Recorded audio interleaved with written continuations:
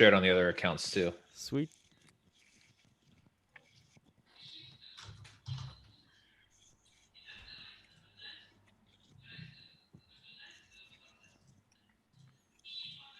Hello, everybody, and welcome to another episode of the BTR Art Slam. I am your host, Lev Polyakov, and with us is the great Giovanni Panacchietti, Ben, who's going to be drawing a very not Lucas. He's not going to be drawing Lucas, but he is going to be drawing this naked German guy chasing this naked German nudist chasing a feral boar. And with us, we also have the great Jacob Lindsay, aka Childerberg on Twitter, the Great Childerberg Convention. I recommend everybody go there. When is Childerberg happening? It's May 29th through 31st at Muleshoe Bend Recreational Area in Texas. Excellent. And what I want to talk about with Jacob while this is being drawn and then painted is your problem with boars. Since you're in Texas has a lot of boar problems. And let me remind people as well, we are going to have the Distributist coming on very soon. We're just dealing with some tech stuff. And we are also going to have a lot of interesting people coming in as well. We're going to have Catherine Brodsky come in. We're going to have Phil Gibson. You know Phil, right, Jacob? He's very much into Bitcoin. I'm sure you guys are in the same... It sounds familiar. I'm less into Bitcoin than like some of the other libertarians, but I do like it and I'm interested. Excellent. And we're also going to have Thaddaîos coming in. In fact, I see the letter T that has just entered the chat, and that must be Thaddaîos, unless that's the Distributist. Yes, it is Thaddaîos. And welcome, Thaddaîos. Great name. It is a great name. It is, well, let me ask, actually, Thaddaîos, how do you pronounce it correctly? I guess spelled on Twitter, it would be Thaddaîos. There we go. I was right. I don't really pronounce the Thaddaîos. The origin is Greek, Aramaic, or later derived Polish, and I like playing around in all three. Excellent. And since you are a newcomer to the stream, can you tell us a little bit about yourself, and then we're going to get to the hog story. Yes, absolutely. So, I guess I've only really been Twittering since February. I am a writer somewhere in the US, and I write content for a self-improvement app. And my passions are jiu-jitsu, fitness, biohacking. Really things I figured out for myself that then I've started to share online just out of pure passion. I actually don't plan to really monetize or head any serious direction with Twitter other than fun. But yeah, I mean, overall, I just enjoy sharing things, and it's been a fun new way to network in, it's the meme of distributed networks and being able to tap into networks of people that you might have more in common with than the people with which you have geographic happenstance. So I've made some good real friends. I've actually had friends move to my city that I met on Twitter, and we're now real friends. So, so I find myself here, and I don't exactly know what here is or what you guys are doing, but I am curious and signed up to find out.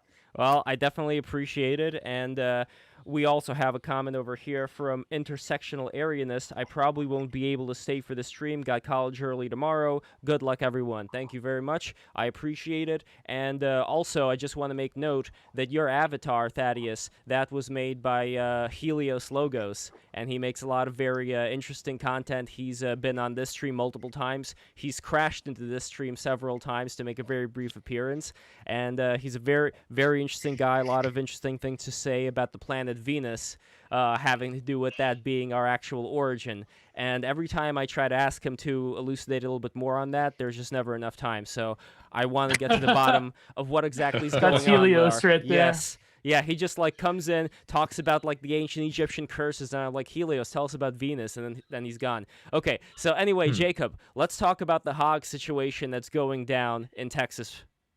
Yeah, so this is something I learned about before we moved here about 2 years ago, that there was this feral hog issue here, but it's not only in Texas, it's expanded about 39 states at this point, and parts of Canada and Mexico. But they're not boars. This is all stuff that I learned, and I had to read a little bit last night and refresh myself. But so I guess like boars and feral hogs are different. Boars were never domesticated. feral hogs are pigs that somehow got loose, and they don't know exactly why, but they think it's some sort of like epigenetic thing that they will revert to a feral state pretty quickly. So like they'll grow big tusks and long hair and stuff like that, and they look crazy. Well, there's one of my crazy animals right there. But and they're big though. They'll get to like 300 or 400 pounds, and they wreck everything, and they breed like crazy. And I guess in Texas there's about 2 million, and they're invasive, so there's nothing here that can kill something that big, really wild animal. Although we do have also the largest population of tigers in the world here, so Yes. maybe the tigers could deal with it. Well, yeah. Oh, just a note. So, I'm sure I'll learn about this, but the pig picture, is that the guy, like the gypsy camp in Europe, who's chasing the boar that's stealing something from the campers? He's like believe stealing so, a yes. bag or something, I believe. Yeah. So to add to that, the wild boar note, this is, I'm from a hunting mountain background and state. So what's really interesting about the environmental risk that the boars pose to the environment is that they destroy undergrowth, and they destroy a lot of the root systems that will anchor the topsoil down. And in places like Texas, the big problem is desertification. Yeah, and right. remove the anchors for that topsoil, it'll blow away. And because of that, it is incentivized that you wholesale slaughter these pigs in the category of vermin versus like big game hunting. Yeah, and they'll kill them from helicopters here. There's no end to the season. You can kill as many as you want. You don't need any tags or anything like that. It's and they kill about 20% of the population every year, but it's not enough. They have to kill, in order for it to stay a steady population, they'd have to kill about 70% a year, and they can't. And it's because they have multiple litters a year. I think a full-grown sow, they become fertile in their first year, and then a full-grown sow can have up to 4 litters a year, with between 3 and 9 piglets per litter. And so I mean, they grow quickly and they expand. And but yeah, that's what's happening here in Texas is they'll go through the farmlands and they'll just dig up all the soil, and it is a huge problem for farmers and for other animals too. They also will eat pretty much anything, so they do get people's small dogs and things like that sometimes. And it's a big problem, and it's a big problem that's expanding too. This is just kind of people. Either they got out or people let them out for hunting and stuff like that. And now they're a real big problem. And since they've been tracking it, the population, I think it said it has grown from like 750,000 to 6 million in the United States in just like 30 years. And they grow. And that's despite people trying to kill them. Since I think in 1980 is when they like made it open season on them, and people kill them like crazy here. And they still are a huge problem, still expanding. I shot one when I was 14 years old. Not one of the first, but one of the first bigger animals that I killed. Yeah. I poorly shot this thing 3 times, and actually at one point saw teeth fly out of its mouth. Felt horrible. It escaped into a bramble of bushes, after which I followed it with a machete to like get to it. And I was trying to get through this bramble of bushes with this rancher on our friend's ranch. Yeah. And this was supposed to be a learning experience. It was hugely embarrassing and actually like a little bit traumatic for me. Feeling really bad about this. And the thing crawled into their tunnel system and actually died there. And the rancher told me, he goes, "Oh, don't worry about it. The other hogs will have eaten through that animal by morning." Yep. So they will cannibalize. They will eat just about everything. They're omnivorous. It's a crazy problem. And I, unfortunately, a lot of people are like, well, why don't we hunt them and feed them to the homeless? Like there's a Hunters for the Hungry program in Virginia. Oh, like Ted Nugent does that. See, it sounds good. It sounds good. Actually, in America, despite what you might see through some political, agenda type people, we have an oversupply of food and calories. We really don't need boar meat flooding the market. We don't need deer meat. We have too much corn calories, and we're But the question here though is that when it comes to something like boar meat and deer meat, I I don't know how they are fed. Like, I assume the boars just forage for food in the wild until they're captured, versus the cows that are fed the steady diet of, like, the hormone-injected food. Like, I don't know, like, what exactly is the situation there when it comes to maybe it would be healthier to subsist a lot more on this deer and on this hog than... Well, people do eat it. I mean, it's a pretty popular thing around here. You can get it, like Bucky's has wild hog jerky and stuff like that you can get there. But Bucky's is like a popular gas station down here. And you can get that kind of stuff, but like, you know, it probably is a better thing, but like Americans are not really acclimated to eating game meat. It is different, and a lot of people don't like it. Even feral hogs, which were a domesticated animal, once they get out and they're out in the wild and stuff, it is a different type of meat. Like, it's still good, but it's different, and people are just not used to it. Like, it's like people who don't like venison. It's kind of the same thing where they're just like, no, there's something about it. But there's a lot of people who don't. And now we got Joe Rogan. Joe Rogan's inspiring people to eat venison. Yeah, well, I think it's like one of those things where if you were introduced to it in the correct way, or if you grew up with it, you like it. But there is definitely a different flavor to it. That, you know, some people they gotta get used to it. It's good though. I mean, I've only seen a couple of these out when I was driving down to the Davis Mountains area, which is in southwestern Texas. I saw a couple of hogs out in the fields, just kind of doing their thing, rooting around and digging up dirt. And it's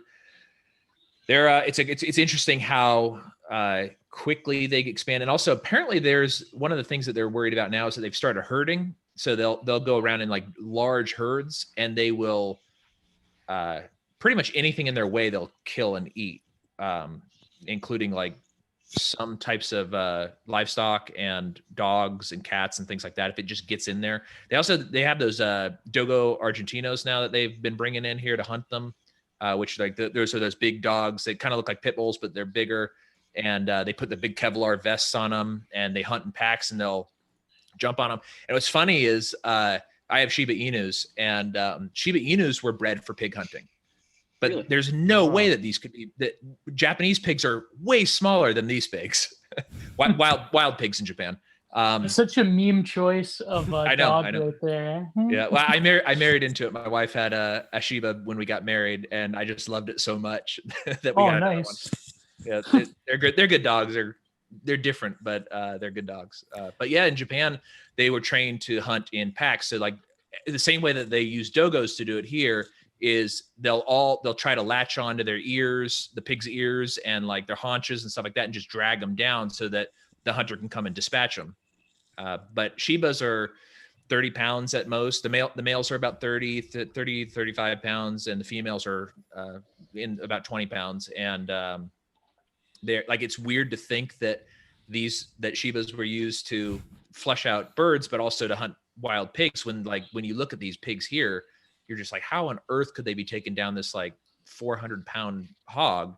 But a boar in Japan is just much smaller. Here's the image that I got, where it does show a bloody faced Shiba Inu chasing down this delicious looking piggy. But when it comes, so Thaddaîos, when it comes to eating these various creatures, is there a hierarchy in terms of health? And is there also a spiritual hierarchy? In other words, like, would you get, let's say, the essence of the animal when you eat the animal? And how deep does something like that go? Now, I don't know if you looked at the spiritual side of it, but let me know what you think from either one. Yeah, so there's obviously the personal hierarchy. So I am first and foremost an elk hunter and elk eater. If I had to choose one thing, it would be that. And I feel the spiritual connection because it was what I grew up around and have hunted the most. But that's personal taste. From the nutritional and spiritual philosophy standpoint, you have the people who will say, for example, that you don't want to eat chicken because it's a nervous bird, and that no great civilization built itself on mass cultivation of chickens. That is not a widespread thing almost anywhere on Earth. You have some, you have turkeys that were cultivated by, in the Missouri River Valley in the United States. But yeah, so that would be one example of people thinking that there is some sort of spiritual and then maybe by extension nutritional difference between types of meat. I have a background as a minor just in exercise science and nutrition, and I would say that protein, fats, and carbs are what they are, and that it would largely come in proportions. And I tend to think large quadrupeds, meaning cows, elk, and bison, are the healthiest meats to eat. That's both from a fat to protein standpoint.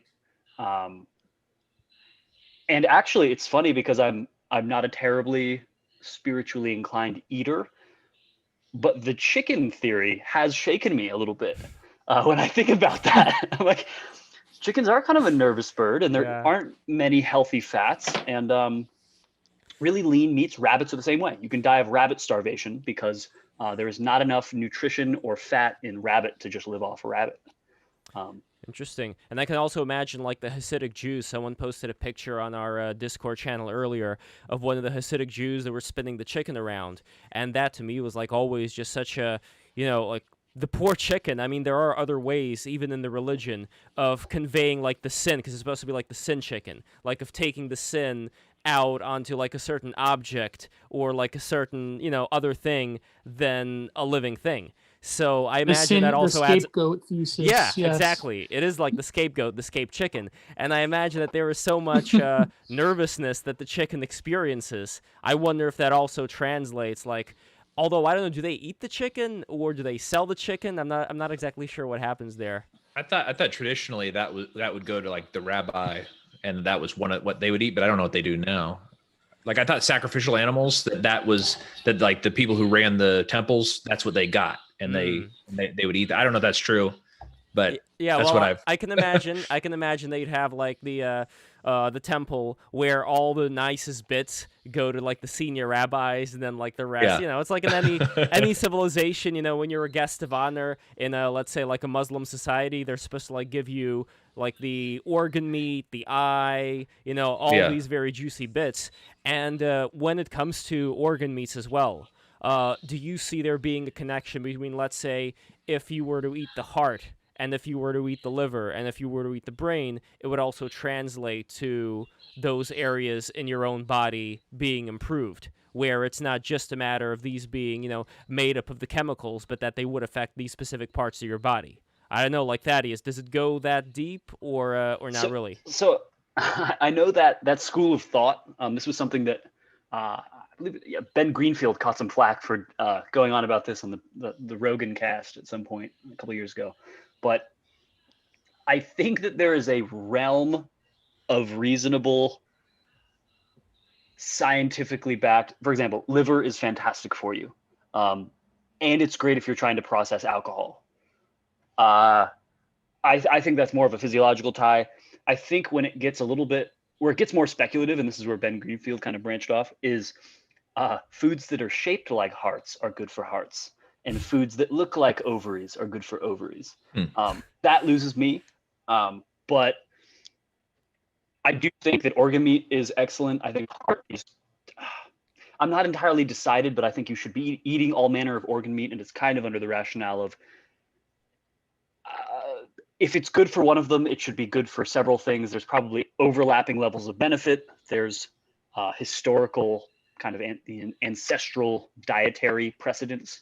What I will say, which I think more interesting than that, is that the state in which an animal dies determines in large part the quality of the meat.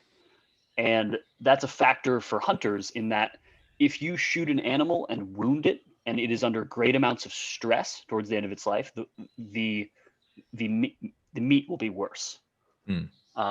So that's another part of the case against factory farmed meats of, let's say, nervous animals who have had terrible lives, is that the amount of cortisol in their system, both the ambient level throughout their life and the stressful, like, mechanical nature of their death, will decrease not necessarily the macronutritional value, but the quality of the meat from the stress hormones will be lower.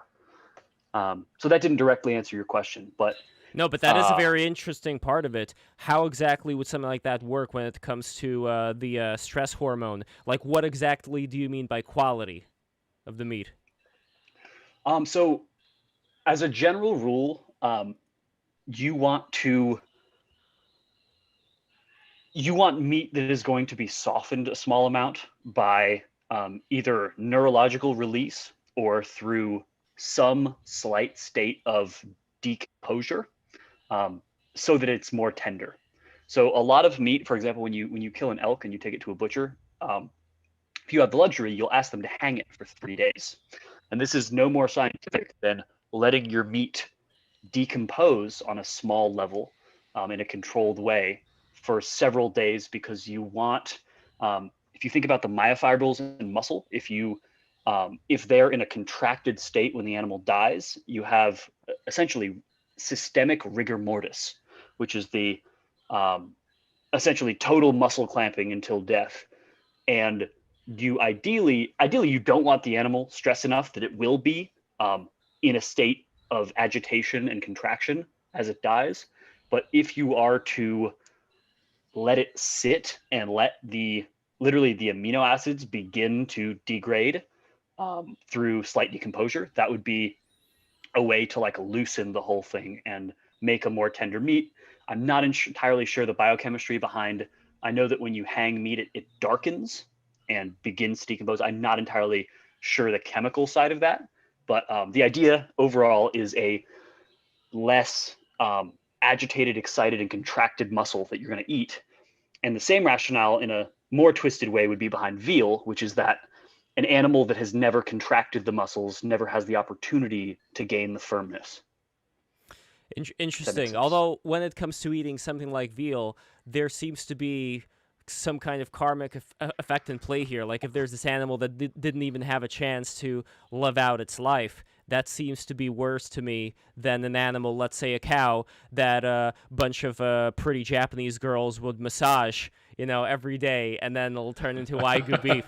Like, although Wagyu does mean beef, so Kobe beef. Yeah, Kobe beef. That would be the correct term. And we are also joined with Dave, the Distributist. How are you, Dave? Hello, can you hear me? Is this better? This is better. Are you talking through the phone now? Yes. Excellent. Okay, I think this is going to be the deal breaker right here, and everything's going to work out from now on. So, Dave, I really enjoyed listening to your last episode, the 3 white pills. That was a very, I think, important episode for a lot of people who are feeling down on the rabid leftism that they're seeing. And we have Jacob here who comes from more of a libertarian perspective. Jacob runs Childerberg, which is this organization that, like, how would you describe it in short? I mean, it's basically just a libertarian camping trip. I think people spend far too much time online and not enough time meeting in real life in what do they call it, meet space. So it frustrated me to some degree, and so I was like, we just need to I just need to facilitate it because nobody else is, and so that's basically it. It's a libertarian camping trip, but anybody's welcome. I mean, we have a lot of different types of people in, I guess, the periphery of the liberty movement that come. So that's Texas-based? What's that? That's Texas-based? Yep, it's down at Muleshoe Bend. It's about 45 minutes west of Austin. You can come down. It's great. It's a lot of fun. So when it comes to, I guess, the differentiation between, let's say, someone like yourself, Dave, who, and please correct me if I'm wrong, you would come from more of the Mencius Moldbug neo-reactionary side as far as the kind of solutions that, while you do not advocate for any political change, probably because no political change would happen of that sort, you do look at various things that will happen down the line, like you talked about in your video, that would ensure the next generations would take a lot of these much more Lindy ideas seriously, and it would be easier to adopt them. Now, the thing that I wanted to get into here is talking about something that I was wondering after I was looking at your videos and just having talks with my friends about it. The idea of looking back at the way society was in the past, like I don't, even though I am very tempted from speaking with a lot of people about it, to look at a lot of things through the lens of rose-colored glasses. that happened in the past, where it was almost like we had this propaganda that, oh, things were so horrible back in the day, and now everything is so good and progressive and so much better.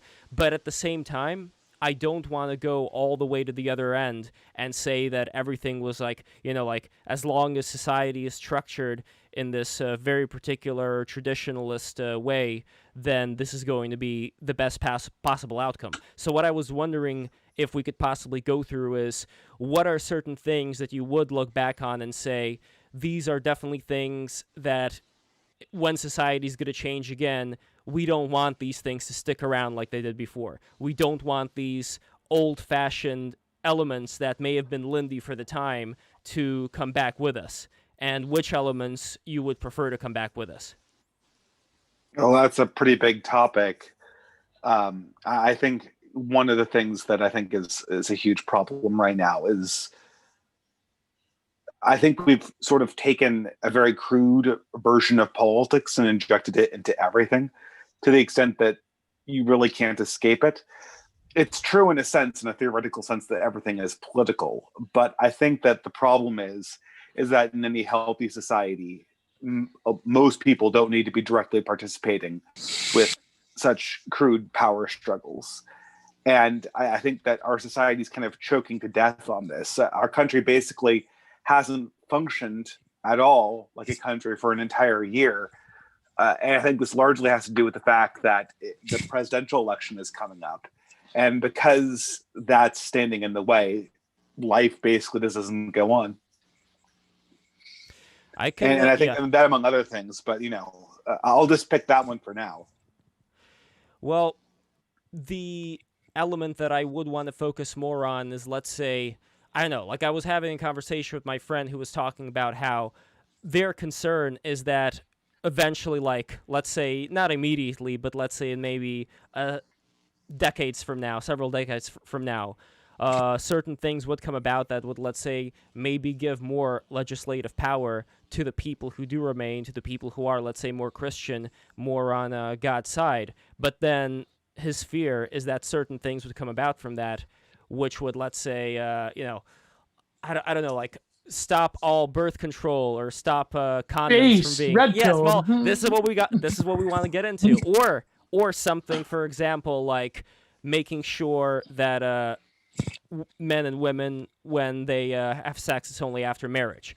And my personal problem with that comes from just this practical understanding just for my own life, and I'm not saying this is something that would apply for everybody, and I'm curious what everybody else also thinks of this, but I really find that when you live with someone for a long time, like not even about sex, but just the fact that you are with someone for a very long amount of time, that's how you, and sex too, but that's how you know, like, are you going to be compatible enough with each other? And I know that after the Soviet Union rose in Russia, after the Russian Empire fell, there were a lot of divorces that took place among many people, because many of the people, apparently, they found it to be, I'm sure you could say, like, oh, they didn't want to try hard enough, but I don't know, like, I bet for many of these people, it may have been a miserable existence. Like, I know for my great-grandmother, it was a miserable existence for her to be forcefully married to this older guy who regularly beat her up.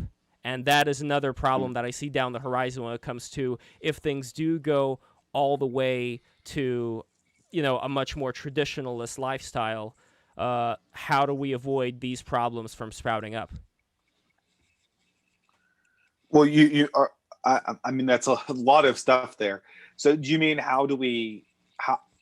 the first one? I think you're talking about you want to maintain a certain degree of liberty in a society, even if society realizes that it needs to have more traditionalist values. Yes, exactly. And then the second objection is that you want some government oversight into personal issues or family issues like spousal abuse that could be covered up by, I mean, if it's done in the religious way too, to families. Like if it's done not in a government way, but if it is done through, let's say, the heads of the community, where this would just be something that's very integral to the community to make sure that spouses are not being abused, then I would be for it. I just don't know what exactly, how exactly a lot of these things come about. and what should be focused on here. I just have a thought that I would interject in, and it's that at least in the United States, I'm not sure. The rise of the Soviet Union is a big change. It's a little bit different, but there would be no laws against spousal abuse if the majority of people were in favor of spousal abuse. So it's in the United States, at least, that's something that changed. The government is slow and doesn't move. Things change when the culture changes, and the culture switched. And this is, I think, from, mostly through market means, people became more wealthy and they didn't see that they need to endure this anymore. Like people, like they didn't need to endure, like life was very, very hard for many, many years, for thousands of years, up until the Industrial Revolution, basically. And things improved so rapidly that's when people go like, oh, like now I have this exposure to greater wealth, I don't have to endure a lot of this. And then the laws changed. So like my great grandmother was a divorcee, and which was very unusual for the time. But if she didn't have some sort of degree of financial security, that would have never happened. And it was the greater societal prosperity of the United States affording women the opportunity to leave the house and do other things that change those laws and change society to think that now we think, oh, it's so evil or whatever that people would beat their wives. But it was a symptom of other things. It was that there was no other opportunities. So you can tell, we talk about this in libertarianism all the time. It would be great if everybody had a Cadillac, but for the government to mandate that everybody has a Cadillac is ridiculous. I would say I guess observing that from both sides of this did the government, I don't know about the Soviet Union, but did the government step in and protect people, or did people's ideas change and then the government followed suit? I'm not really sure exactly how the Soviet Union did it. I think a lot of people were pretty much on their own. Like, I'm not sure in the early stages of the government even concentrated that much into the lives of the people, so much as giving, like, the communal housing. Like, several families were living in one room. My dad was living like that with several other families. But there was this mass case of orphans, which came about, I think, partly from the divorces, but also, obviously, the war. That had a lot to do with it, too.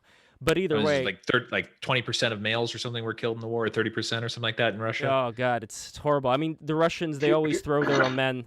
They throw all the men into the war, and they don't care. It's like that's the strategy. It's not about fine-tuning a certain battle tactic and then going out there to ensure that most of the people survive. Like the Israeli army, by the way, the way that they do it, and this is actually similar to the way that the Nazi army did it, where you did have at the front and center the higher tier officers, and then behind them or around them you had the other troops. So in the Israeli army you would also have, not to go on too much of a tangent here, but you would have the most important people, kind of like Alexander the Great, showing as an example and as a morale booster, like, I am willing to put my life on the line for you. While in Soviet Russia it was the opposite. All the generals were sitting pretty, eating caviar, while everybody else was being sacrificed.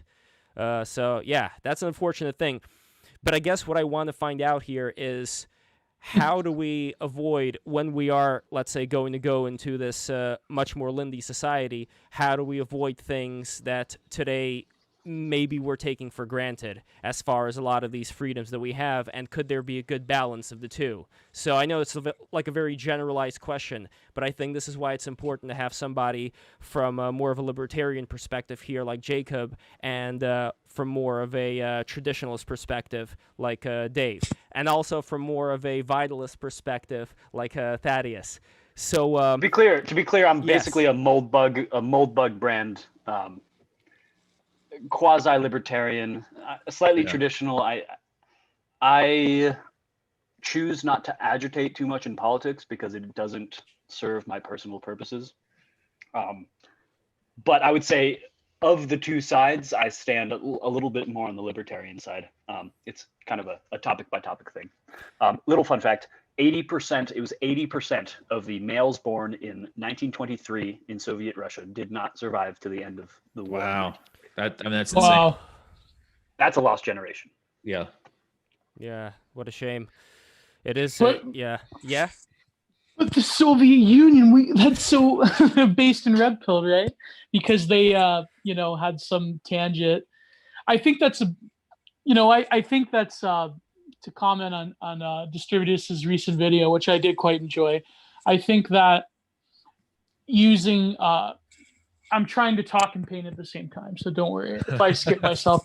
I think it's a good metric because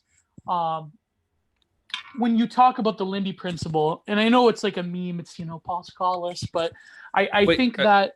Can I stop you real quick, Gio? So I think I understand Lindy, but if anybody's watching and they don't, this is that certain ideas, the longer they last, the more likely they are to last. That's basically the concept. Yeah, well, okay. More or less, yeah. Okay. Like the longer an idea has been around, the more likely. And I think I really wanted to. It's a mathematical principle that comes from the Pareto distribution. The Pareto distribution is a model that essentially characterizes certain we would call heavy tail or fat tail distributions. And under those circumstances, if you have an event, the length of time it has survived is the expected time that it will survive into the future. Got it. Because there's a lot of small events that don't last very long, and then there are a few very long events that last a really long time. So if you catch a long event, you're most likely to be in the middle of it. And also it basically works into Pareto's theory about social phenomenon that that basically 80% of the effects come from 20% of the actual participants or subjects. Okay, and not to beat the dead horse, but just to contribute, the Talebian, Nassim Taleb has largely popularized this, just that this only applies to non-perishable things and the realm of ideas, and that it is the nature of perishable things, human beings' lives, that it is the opposite, that the longer something has been alive, the shorter its expected lifetime will be because it's perishable. So for non-perishable things, it's the inverse. Okay. And I restarted Anti-Fragile the other day, and I was like, oh, here we go. It is a good book. And Dave, when you were mentioning in your video that the more liberal society that we have right now, you did say, if I'm correct in this, that it is also a very Lindy kind of society that you would expect to last for a pretty long time to come. I think effects that are Lindy you should expect to last, and effects that aren't Lindy you should be skeptical of generally. We didn't have. Yeah, and I think. Yeah. No, go ahead, Lev. Sorry. No, I was just going to quickly say that we don't have that long of a time of post-industrial revolution society. We don't have that long of a time with these technological creature comforts. And I wonder how much of a role would that play in the evaluation of what is Lindy and what isn't. Yeah, this says we talk about similar things sometimes, like in my circles, we call it like techno-narcissism, where you think that technology is always going to solve your problem. Exactly. And then you don't know that. This is one of the things that like the gold bugs will argue against Bitcoin people is that, well, gold has proven itself, although Bitcoin people will say, no, it hasn't because it was able to be centralized. But they'll say, well, gold is still money. Like I think that there's some sort of genetic component to the value of gold. And it's the flesh of the gods, in other words. Yeah, kind of. Yeah, there's a reason that people like shiny things. Like even for little kids, if you shine up a penny and give it to them, they're like, "Oh, gold!" Like, even though it's not, but like there is something about that. So and so I think that's kind of we talk about that a little bit with like when you go into like Silicon Valley and they conflate technological advancement for abundance of energy or something like that, where it's like, well, no, that's techno-narcissism. You don't know that that's going to continue at the rate that it's continuing. And same thing maybe with Bitcoin. We are going to have Phil Gibson coming in here, who is a huge Bitcoin advocate, and he says that he trusts in Bitcoin. He says Bitcoin beats gold. So I'm going to see what exactly he's talking about here. Like, my concern is that the sun is going to make some kind of coronal ejection, or there's going to be some kind of an EMP attack, and then what? Then all of this data having to do with Bitcoin is going to be wiped out, but we're still going to have the gold. Like, I don't know. It just seems like I don't put that much trust in these ones and zeros and this data unless you would carve the ones and the zeros on a block, which could be a way of preserving images. Like, think of it. If you have a photo. No, I'm serious. Like, if you have a photo. Well, I mean, technically you could, right? Yeah. You could do that. You could if you wanted to spend enough blocks every time the blockchain updated. Yeah. Mm-hmm. I mean, the amount of labor or energy required to do that, astronomical. For certain, but maybe that's what gold is. Maybe it's some sort of encoded cryptocurrency that was left over from the Anunnaki or something. Exactly. There you go. That's an idea. Or something like crystals. Like, aren't crystals, according to the New Agers, aren't crystals supposed to contain the memory inside of the areas that they've been in? I'm not sure. But but it would be possible, I think, to actually, like, okay, let's say I go into Photoshop, and in Photoshop, I pick a certain pixel. I look at that pixel's information, and that pixel has a certain number sequence that's associated with a certain color, right? So it's very simple. You just create this giant tablet of all the colors with the numbers next to them, and then you just carve out all the number combinations, and there you have complete storage of digital images that are carved in stone, so that later on people can just recreate them pixel by pixel. Obviously, if we're talking about some a high people were doing that. They were mapping digital data onto a cell, like a single cell and things like that. There are people that are experimenting at least with that type of technology. But well, I mean that's kind of what a record is when you think about it, right? It's you're carving depressions onto a physical object, right? So we're kind of going backwards in that respect, right? Mm-hmm. Lev, to your point on that kind of doomer Bitcoin take, which is, I would say, one of the stronger anti-Bitcoin arguments I've heard, and I'm a person who keeps most of his value in cryptocurrencies, but 20% of US dollars that were minted were minted in 2020 this year. That came out the other day. You have a huge inflation problem. Nobody's talking about it. I think only because there's more pressing things for the media to talk about right now at the election.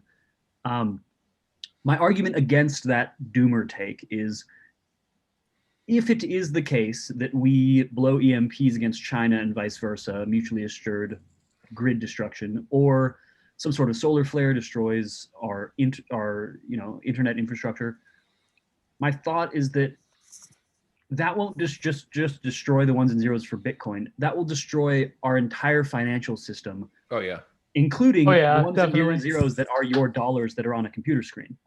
So your problems will be so great in the case of that black swan event that losing your Bitcoin, it doesn't matter. Right. Yes, but you should still have, I think, some gold and some ammo in that case. Maybe a combination of the two. Golden guns. Like, I don't know, are golden guns practical? Like, I know there's like the gold. Like Gerald Celente, Gold Guns and a Getaway Plan. I haven't seen that. Is that a good movie? I'm gonna check it out. No, Gerald Celente, he's like this future trends forecaster, libertarian, and he talks about like the main three things are gold, guns, and a getaway plan. That's pretty much. But then again, it's like the problem with that, I feel, and I think that's a little bit in a, my point was cut off before. It was a little bit within Distributist's video, I think, is the sort of what you could call the doomer mindset, the mentality that there's some sort of, island compound full of, esoteric bodybuilders that you could just flee to. Or there's some sort of escape or some sort of Molbugian exit. Eventually, that's almost going to become highly improbable for a lot of people. I mean, who knows? There's some people that do say that on Twitter that maybe in the future it will become more likely as governments and industries start collapsing. But I think that, I don't know. I mean, it's again, this whole debate around the Benedict option. I believe Rod Dreher came out with a new book.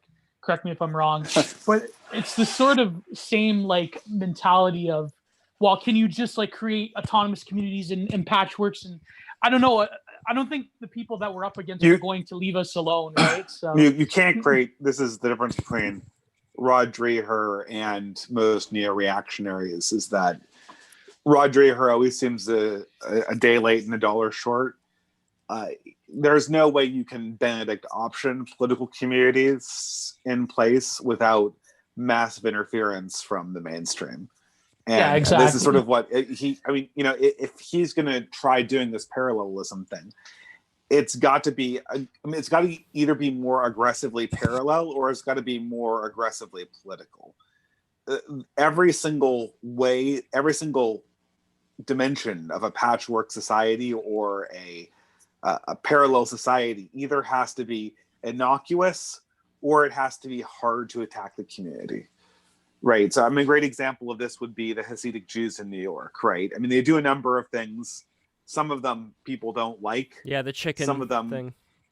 Oh, yeah, or maybe the ultra-Orthodox would be a better example. But some of these things they do people don't like, and some of them people don't care about, right? But the reason why they don't get attacked very much is that they're an expensive community to attack. They're an expensive community to scapegoat, because they've got rich allies that don't like them scapegoated, and then everything else they do, no one cares about. So when you're talking about any kind of parallelism, you have to kind of have a plan to make the people in power either not care about what you're doing or understand that if they attack it, it's going to cost them more money than it will be to you to repel the attack. A lot less.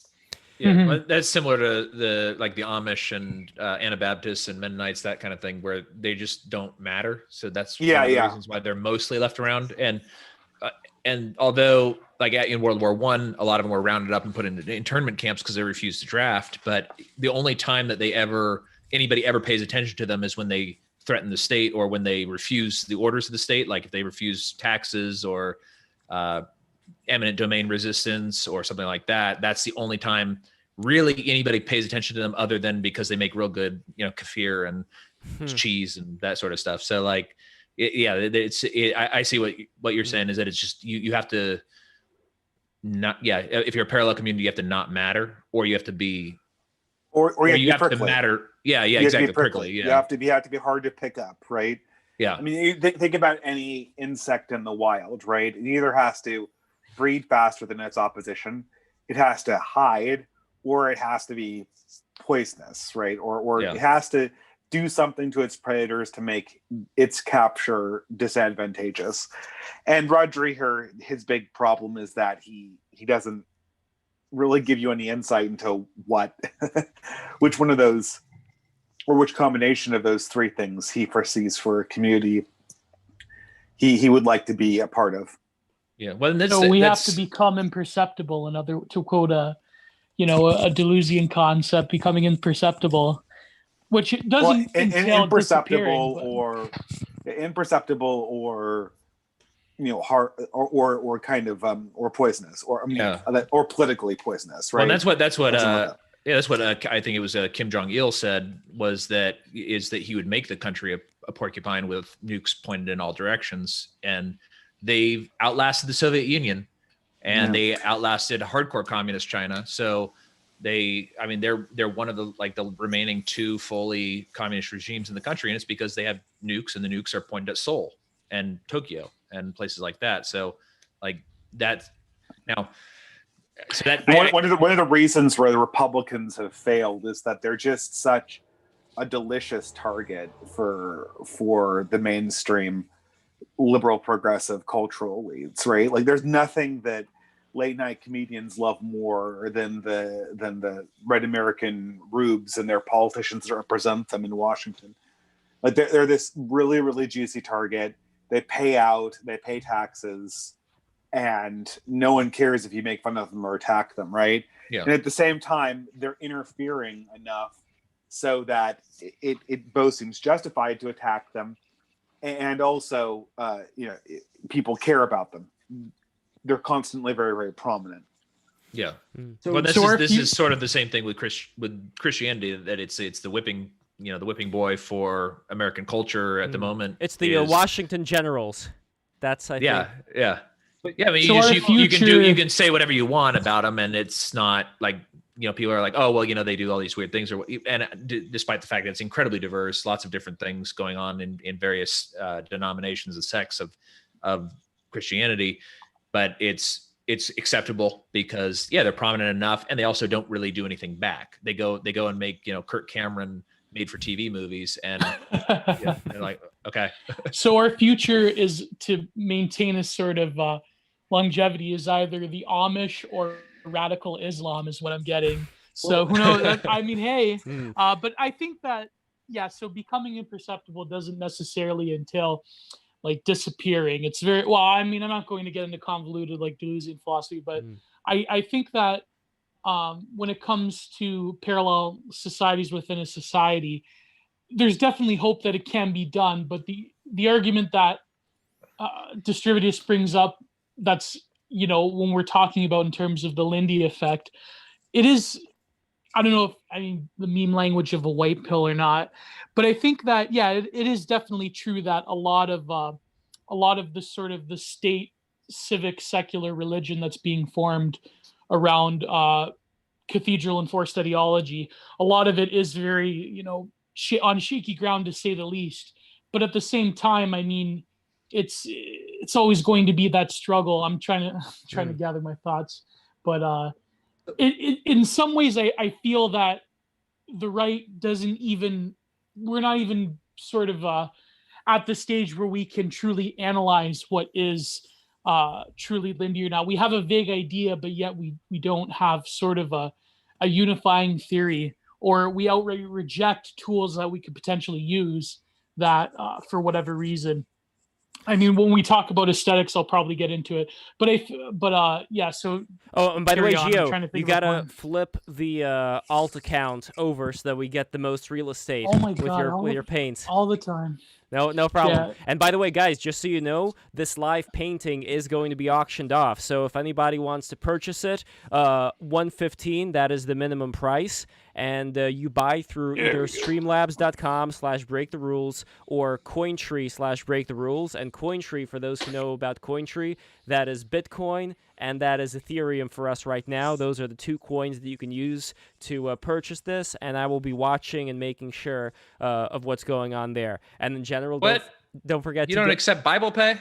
Not yet, I'm afraid. And go to patreon.com/breaktherules, and $20 patrons get a free print. And also, for anybody who, let's say, is number 2 or number 3 in the auction, or any number below the winning one, is going to get a print as well from the TFW series. So with that being said, one of my favorite parts, Dave, of your video was the grill pill, when you were talking about how a lot of boomers today who are seeing a lot of these very woke trends and don't really want to be part of it, they do have an opportunity to exit with having other hobbies that they gather other people around and just not really be part of this woke cathedral machine. And what I'm thinking about here is, like, this whole conversation, I think, still has this element of a breakaway society that would be, let's say, more Christian or more traditionalist, where I think I'm seeing a lot of people today, just like in terms of private conversations, that are neither, very Christian, they are pro, some are pro-abortion, some are pro, gay marriage, whatever, but at the same time, they don't like the trend that's going on right now. Like, you could say there are people who would be more of a Joe Rogan type, more of that kind of like intellectual dark web type. And these are, well, hold on. This is the important part. These are people who are still useless. They are a very big part of society, as far as like a lot of CEOs, a lot of people in various other industries. I think that they're slowly coming around to how bad things are getting, ideologically speaking, and I have no doubt that they are not going to stand for it when things get even worse. So my question to everybody here is, what do you think is going to happen with a lot of these very wealthy and very influential people when things get so woke that they're not going to be able to breathe in that environment anymore? If I could take this one real quick, Lev. Go for it. To jump back a little bit to the point about the North Korea outlasting the Soviet Union, as well as the Mennonites and the Amish.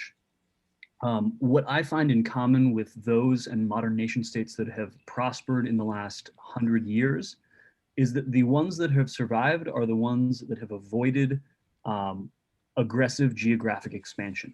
So North Korea is a nationalist country in the sense that as a communist country, it is not trying to foment workers of the world unite and spread to the rest of the world. And in that sense, it is functionally very much a nationalist country. I would argue the United States has also resisted aggressive territorial expansion because any large nation state that did that in the 20th century is no longer with us. So the one thing that I see that regardless of the first or second world being communist and capitalist, I don't like that distinction, but the regimes that were aggressive territorial expanders, the Third Reich, are the ones that haven't survived. Moving forward, so the exception will be China, right? Yes, yes. And that, you know, you could argue that China is beginning to violate that, maybe you could call it a heuristic, but the principle that aggressive territorial expansion is the best way to ensure you will not, to create a not Lindy country, a perishable country.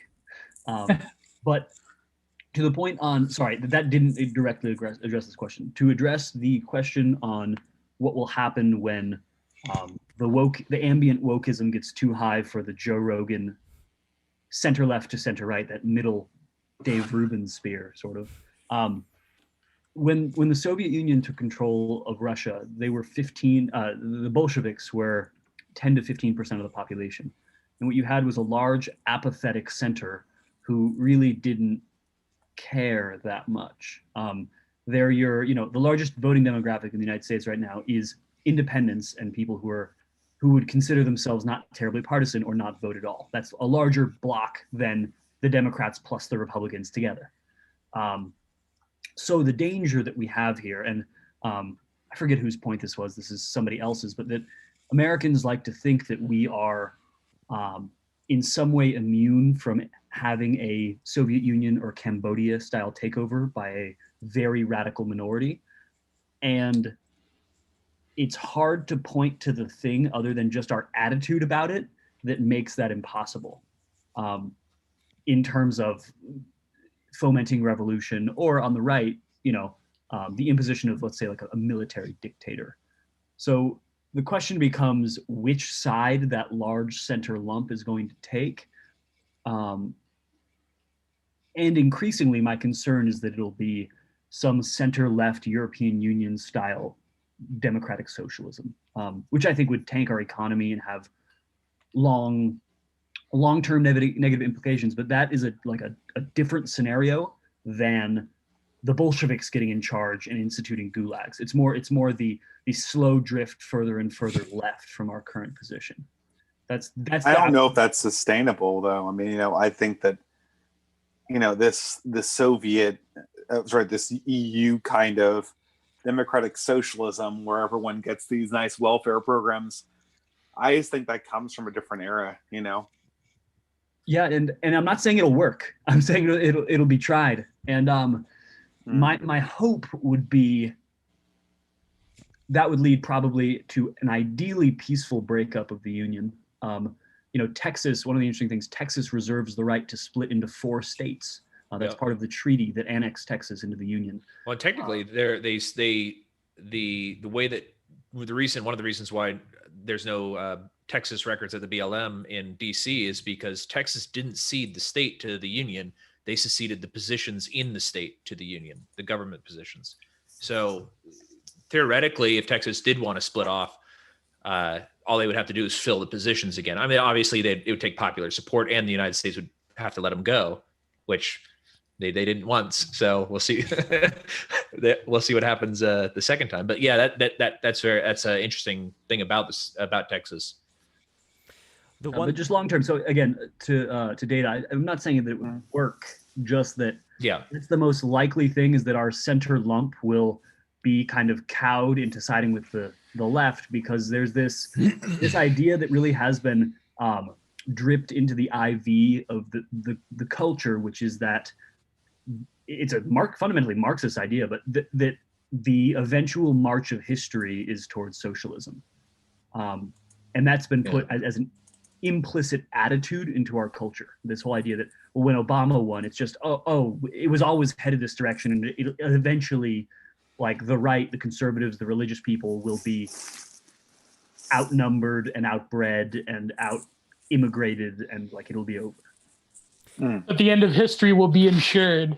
I think that was one criticism of Distributist's video in the comments about it seems that it's not happening thus far, that like they have a very effective there's a very effective number of mechanisms almost approaching religiosity that ensure normies and undecided people and like grill boomers will eventually kowtow and conform and step into line, because their very livelihoods depend, in some cases, not all.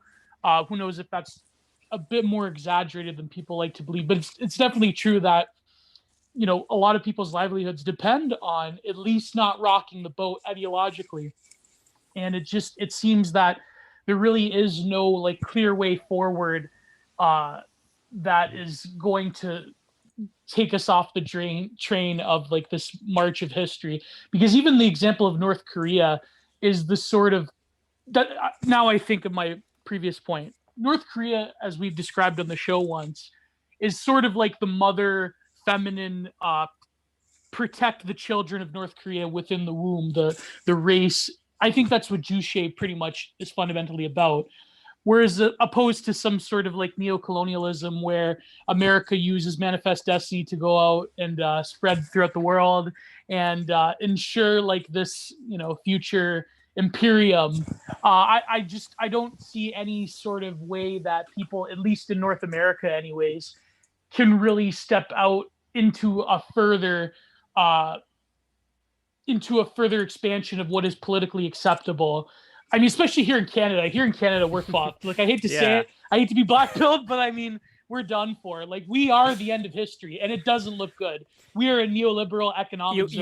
You are the red leaf. You are the red leaf that's falling from the tree, and you're just swaying. Well, it's not even swaying in the wind. Yeah, it's not even red. It's more so that we're the like very poorly run economic hub of the world and bedroom community, and that's like people look at the Swedish model. I really think it's the Canadian model. Canada is where a lot of the DSA types basically want to take America to. So I don't know, maybe you guys can chime in. I want to say being non-American. I want to say one quick thing. One quick thing about the Upper West Side is that when de Blasio shipped all the homeless there from the shelters and they were outside, they were causing all kinds of problems for the residents there.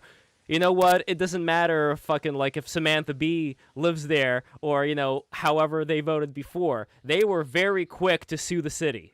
So when it goes into your backyard, when you're having the Antifa types around your neighborhood, and when they're going to cause problems for your businesses to such an extent that you do see it as a problem, like, I don't know how brainwashed people have gotten, but I assume that when you do have a business to run, it doesn't matter whether you read The New Yorker or listen to NPR. You're going to start having some common sense. I don't know. I mean, maybe that's you know, like how do you say it? You know, a pipe dream, but I don't know. Like, Dave, what do you think? No, but the point being is it's not really necessarily Marxism. It's more of new left ideology being grafted onto capital itself, which really is more of an effective buffer against any sort of revolutionary politics in terms of economic systems. See, here's the problem, though. The problem, though, is that we may have a really bad economic situation down the line, where a lot of the people that right now are depending on these handouts on a lot of welfare, at a certain point, I'm not sure if this will be sustainable. And when it doesn't become sustainable, then these are going to be the masses of people that are going to be running out and causing even more destruction that's been caused right now. Because at that point, they don't really have that much of an option. At that point, they actually don't have any food anymore. And then what is to be done? That I see as the real fomenter of a possible civil war when the economy goes crashing down. And that makes me think that maybe the richer people would not side with those masses, and they would, let's say, side with something a lot more in terms of restoring law and order. And I don't know. People will always favor law and order, in my opinion. This is something that has been very reliable throughout human history, is that people will always favor law and order. That's one of the few things. Canada has been able to succeed largely because of its point system immigration. The thing about a point system immigration, though, is that, I mean, so there's a certain number of very high-skilled immigrants looking to immigrate every year, and Canada scoops up a large percentage of them. First of all, I think the number of those immigrants are going to decrease. So that's a problem, right? Second of all, I think that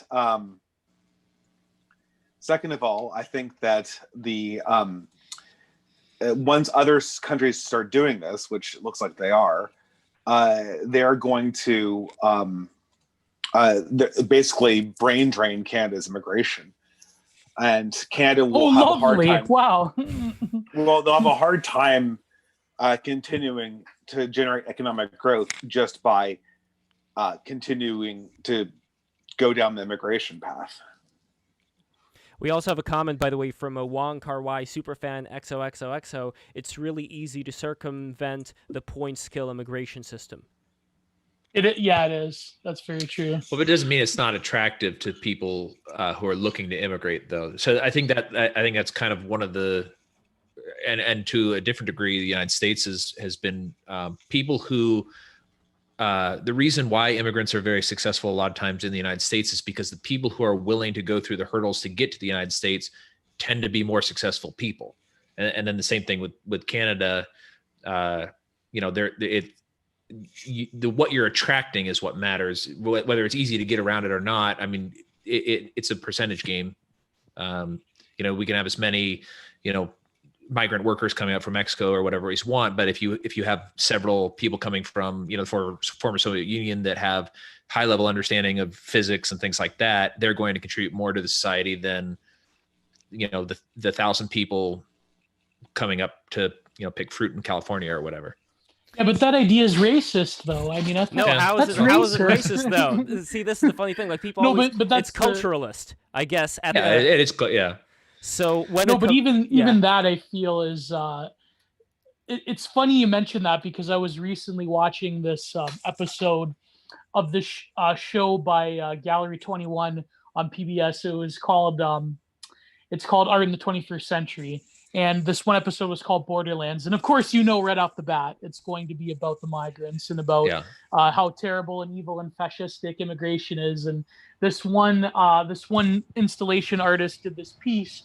Where it was in the middle of Chicago, of course, because there's more Mexicans immigrating there, where it's basically one of those brick towers, but it has the rebar exposed at the top, because apparently a lot of architecture in Mexico, and I know because my mother comes from Brazil, they expose the top parts so they can add more additions. And of course, this was a great message and metaphor for the expansion of migrant families in America. But really, when you think of it, and I'm going to write something about this, when you really think about it, it's indicative of what a lot of the sort of predominant ideology views the human livestock as just infinitely expanding into like one world global favela. And it seems that they're very intent, especially because of Trump, they're intent on solidifying this insane, crazy, ideology of infinite immigration. And like, for example, Matty Iglesias the other day tweeted this photo where he says, "Oh, people think America's full," and he tweets out a picture of a national park from a satellite photo. And I'm thinking, that's just monstrous. That's. Well, there was this lady. Matt Iglesias' plan is to turn America into a hive world. Pretty much a pod. Like every square inch is like New York. Like that's 1 billion people in America. And with Elon Musk's help, it'll be the Borg world. There was that blue cube that was posted in Manhattan. Let me see if I could find a picture of it, where they said that we could fit all the people who live in America inside this giant cube that's just like floating in the center of Central Park. So, but that's really the ideology, I think, of the small-souled bug man. I mean, we could go over this over and over, but it's really true. It's the ideology of the massification and the preservation of bare life among all else. And really, to depict anything else, to really go back to a sense of wild nature, such as I am painting right here, right now. I think that, yeah, to return to chasing the animals on the noble steppe.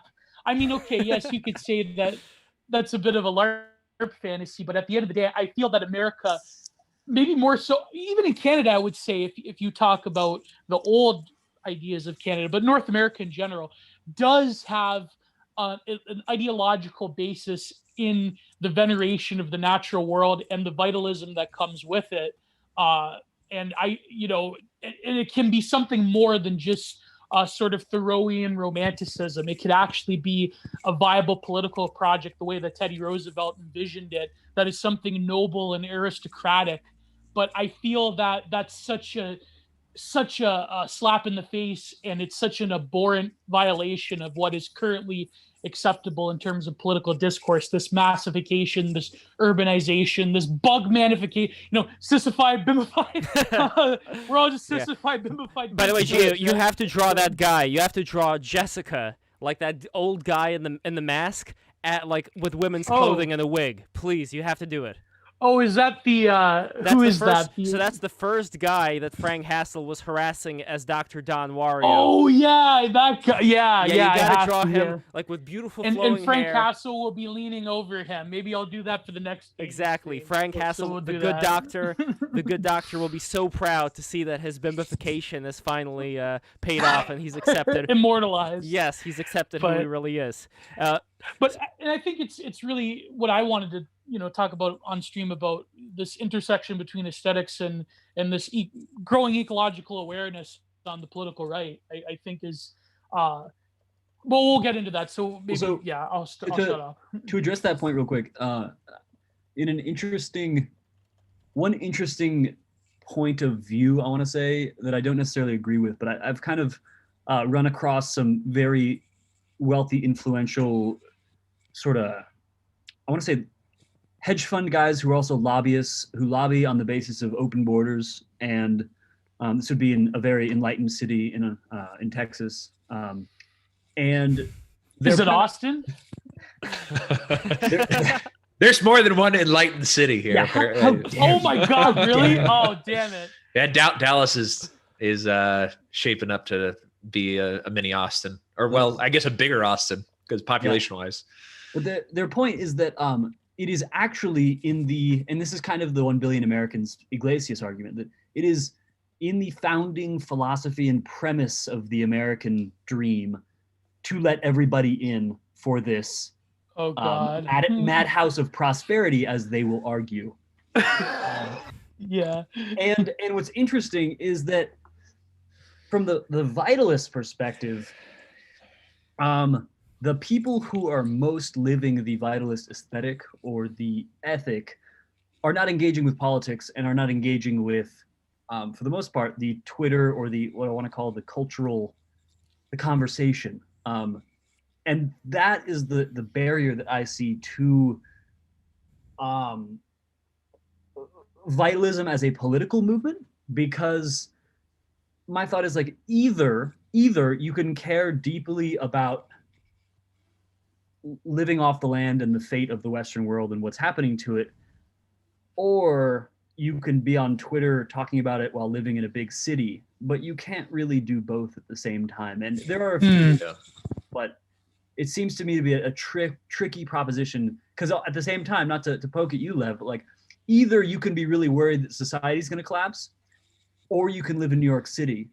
But if you live in New York City, you don't actually think that you're not worried, and you don't actually worry that. Well, nobody says that I'm going to be living in New York City for long. So that's sort of the Misesian point, that you demonstrate by your actions what you actually value.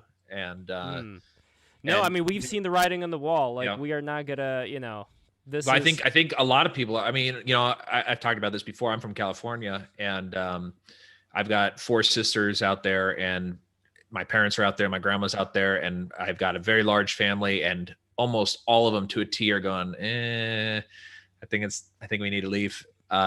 and it's getting worse and worse. And we were all, I left years ago, but they people from New York, and we see this at ton of libertarians from New York, like hemorrhaging out, and tons of people leaving California. And I think COVID has kind of accelerated this, but also kind of to the aesthetics thing that Gio was talking about a little bit, is that I think that a lot of these places, particularly suburbia and the new portions of cities, are so soul crushing with their parallel lines and their, everything, brutalist style architecture and things like that, or just the stuff that just looks so incredibly fake in your, stucco strip mall or whatever, that like it just pulls out your soul. And I think a lot of people are starting to maybe not realize it yet, but they're starting to go like, I like the old brownstone neighborhoods where it has like a feel. It has a spirit, like there's something there, or like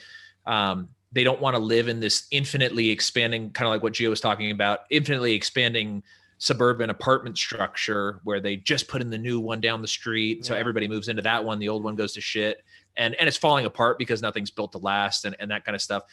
And I think that what we may be facing in general is oil was such a huge boom to the world's economy, and due to the actions of central banks, it was used so quickly at a cost that was much lower than it probably should have been. And our entire infrastructure, especially in the United States, was built up around oil being infinitely available. And I am very skeptical that like electric cars and that sort of stuff will be able to replace that. And I think you'll see this very sudden collapse of suburbia, that is, the arteries of the city are these highways that the governments won't be able to sustain anymore. And that flow of population into the city, and actually at this point, it doesn't even matter if they go in the city. We all work from home anyways because we're on lockdown. If oil shoots up to probably a natural cost of 10 or 20 times the actual cost of it, people are going to have to reconsider things like living in New York, or just infinitely expanding apartment complex, subdivision after subdivision, and so on and so forth. They've got to reevaluate their relationship with a natural community rather than these inflation-based expansionary behemoths that, just like, I mean, it's ridiculous how big cities like Dallas are, or Jacksonville, or I mean, even Austin, like it's ridiculous. Like it should not work, and it won't work forever. Then there's the I don't know. I wish we had brutalism. In fact, I mean, what we have now is like not even brutalism. It's this Gropius, and there was sort of weird, yeah. Yeah, I mean, I am a brutalism respecter myself, but I feel that, well, brutalism within nature, of course, that's the peak aesthetic. But I feel that what we have now is not even a perversion of Gropius's vision of a crystalline city that can inhabit people, that he had almost a quasi new agey spiritual idea. But now it just seems this monotone, cheaply constructed nightmare of steel and glass. Have you seen the Jenga building? The Jenga building. So this is sort of, and probably Thaddaîos probably knows something about this. I know there was like these eye tracking and hormone studies that they've done on people that live in very, like, not, I don't know how else to describe it, not aesthetically pleasing areas. And one of the reasons why they think possibly Americans are as fat as they are and unhealthy as they are is because they are not in places that invite them to walk. They're in places that invite them to drive quickly, because your eye is not attracted to the buildings. Your eye is attracted to where you're going. Whereas in places like, the example they always use is like the walkable portions of Copenhagen, and even when it's, deathly cold, people are still out walking because the architecture and the way that it interfaces with nature attracts people to, if they have kids, which, sadly most people don't anymore, or fewer people do. It invites you to take your children on a walk to see the buildings, and it invites you to look around and see what's in the buildings, and so on and so forth. And that is calorie burning, and everything in the United States is designed around getting in your pod, your car, That's got it, the front of it's designed to have this smiling face that attracts you and drive quickly to the fast food place and get that quickly, and then wherever your next destination is. New York, not really though. Like New York City, the No. way that it's designed is for walking. Most New Yorkers walk or take the subway. Yeah, and I think, and especially older Fast parts of and New York. angry though. Yeah, fascinating. That's true. Well, and with their eyes down, they do this with eye tracking studies. They see this all the time, where people in places that are not aesthetically pleasing walk fast with their eyes down, and they have very high levels of cortisol when they do hormone studies of this. So like it makes people stressed and has a pack on weight that they. It's almost like, but it's like the point that we were talking about earlier about, when I cut out, I don't know, Lev kicked me for some reason. When we talked about sort of diet and factory farming, I feel that, we really, as a society, it is true that we're products of what we consume, and factory farming is another indication of this massification, this preservation of their life, and really this, turning society into the global strip mall / favela. So I feel that, because we eat, monstrously stressed animals, therefore, our lives are filled with chaos and stress and disorder, but yet we have this perpetual end of history, Kojevian machine that in some ways it seems insurmountable. Like, what are we going to do? Like, how do we, like, it's not, to me, we're so beyond just like waking people up. It's gone beyond that. Well, Even people who are, Relevant to that point, I was just talking to Alex Merced, and he was into music, and he was studying, or I don't know if it was some documentary, but basically he found that in the 80s, when there was a bunch of like tight monetary regulations, when it opened up in the 90s, you had rap music really blow up, and like just the aesthetic of bling. And I also kind of thought about like the Roaring Twenties and like the poppers and like jazz and all this. ooh, there you go. Yeah, it's high time preference culture. Exactly. Yeah. Exactly. By the way, But Gio, and I think the problem ultimately is that our elites don't want. Well, this that's kind true. of- Oh, Well, and and I they- was listening Exactly. to On Like Great Books. Their podcast is awesome. Like they literally read the great books.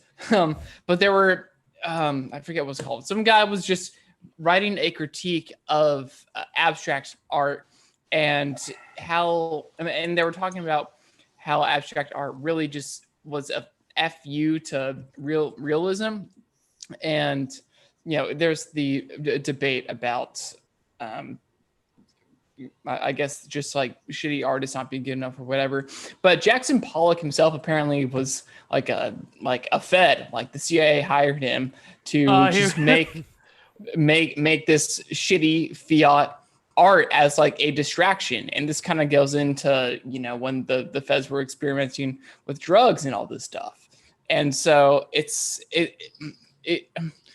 makes me wonder and fear how much of the shit that I actually like is a psyop. But it could be. if I may jump off that point. Counter theory that another one of the theories about the art world. I have a sister who works in the New York City art auction world, and one of the things that BAP turned me on to was that there is basically one guy, I forget his name, he's Austrian, who monopolized the art evaluation business in the 40s and 50s, and basically set the precedence for post-war and contemporary art, who was basically a verified scammer and huckster who was helping people launder money and take advantage of huge upside on art that took very little effort. It was basically a big, he could get enough people in cahoots to agree that this thing was valuable, you could launder millions of dollars of money and pass it intergenerationally without paying taxes on it. Nice. I mean, that's how like Rockefeller and Morgan, played the banking system. I gotta ask, did he work for the New York Times? Because in the podcast I listened to, the New York Times writers had to just use big fancy words during the time of Pollock and like Warhol later, and they basically it's driven by fiat or just like a government-ish job, corporatist job, where they had to meet a quota and just kind of pull shit out of their ass and force people into liking this for some stupid abstract reason, because if you look at something real, like the shit that, that Glow does, I mean, drawing a very beautiful, voluptuous bosom or rump or whatever, it's like, well, yeah, other than that, that shit's like fucking real. Wait, did know? you say Glow? And then you just have to come with Geo. like this preconceived Yeah, glow in the abstract like dark. idea. When you look No, at let me- abstract art. Let me push back against this because I feel I have to defend artistic modernism. I think like definitely the CIA probably was involved in some degree, but at the same time, it just because they gave like Jackson Pollock a check like one time, I don't buy that it's a total psyop, because I think that the genealogy, the genealogy of art history was responding to very selective pressures and historicities of the art world itself, dating from the avant-garde and when the avant-garde died in the 60s. So I feel that Jackson Pollock was not alone. Jackson Pollock was, by the time Jackson Pollock was popular, they already had the urinal as modern art. Yeah. But I mean, even Duchamp though is like a legit artist with what was it, the nudist stairs or something like that. Like but a lot of what he was presenting was, I think, absurdity of the consumer. What do you call that? Yeah, like it was Dadaism. Yeah. So there was a viable critique of a lot of the academic painting and art world that was going on at the time. And by the time the abstract expressionists came along, they really were responding to a lot of various genealogies. And a lot of them, there was quite a bit. And this is where my claim, and might as well just get it over with right now, but my claim, and it's a pretty strong one, is that abstraction itself is quite Lindy. It has been with us in art and in human civilization forever. And I feel that the right can learn from reading things such as Merleau-Ponty's essay on Cézanne's doubt, because Cézanne really was the first artist, especially the first landscape painter, to explode the human eye and the way that we painted and ventured into what we, colloquially refer to as abstraction. But that was for a very select reason. That was for capturing the immediacy of human, not just human experience, but almost transcending human experience, and capturing the immediacy of the landscape itself.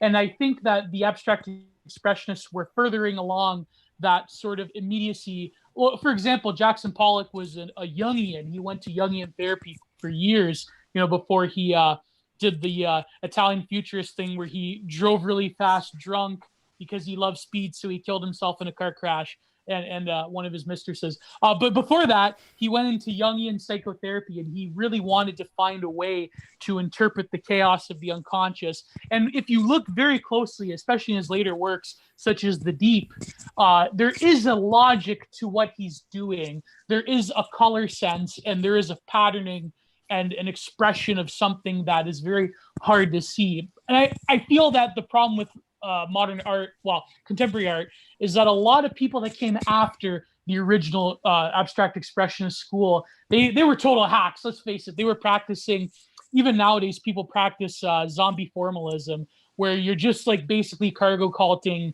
the styles and the expressions of past art movements. And I feel that's the problem with the art world nowadays.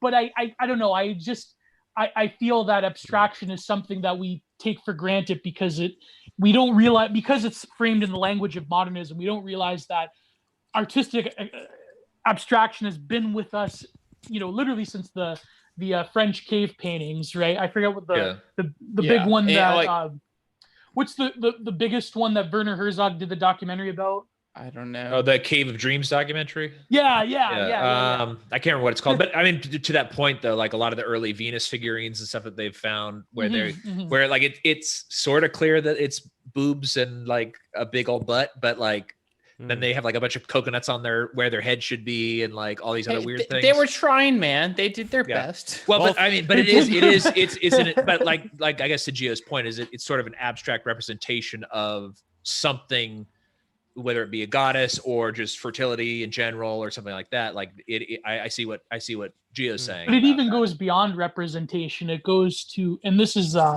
again the Merleau-Ponty essay on Cézanne's doubt. It's more so perception in its rawest form, Yeah. without the bias of the human subject interpreting something in a three-dimensional plane. And it's very, I hate to disagree. Like, I don't mean to cast shade. Look, I'm not trying to the shit on it, but I think there's some merit in what I was coming from. But there's like real true, like actual good abstract art, I'm sure.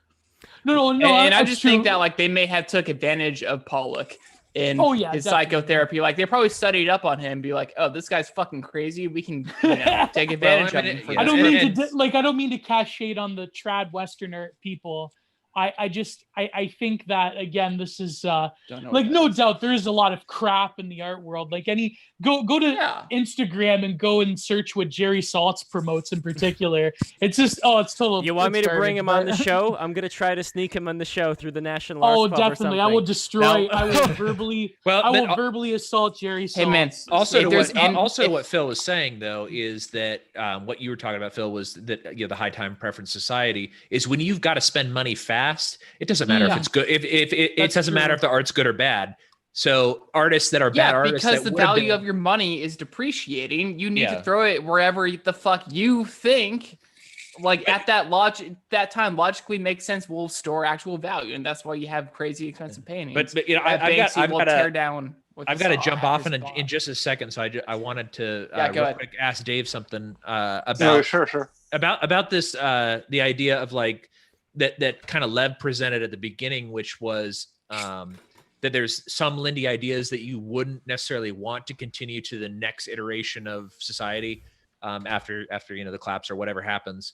I'm sure there are tons, right? Yeah, but war is a good example, right? Yeah, exactly. Like, there's all sorts of negative human things that the thing is, we can be pretty sure whether we like it or not that these things are going to be coming back for another iteration, right? But that's I guess was kind of my question though, was I pull it way back to the beginning of the show. What Lev was saying originally was, do you have some examples or like ideas or theories or whatever that you would think like that something that you wouldn't want to be carried forward, but there's actually something you can do about, like war is, inevitable. And I would hope not, but what about like, is there stuff that is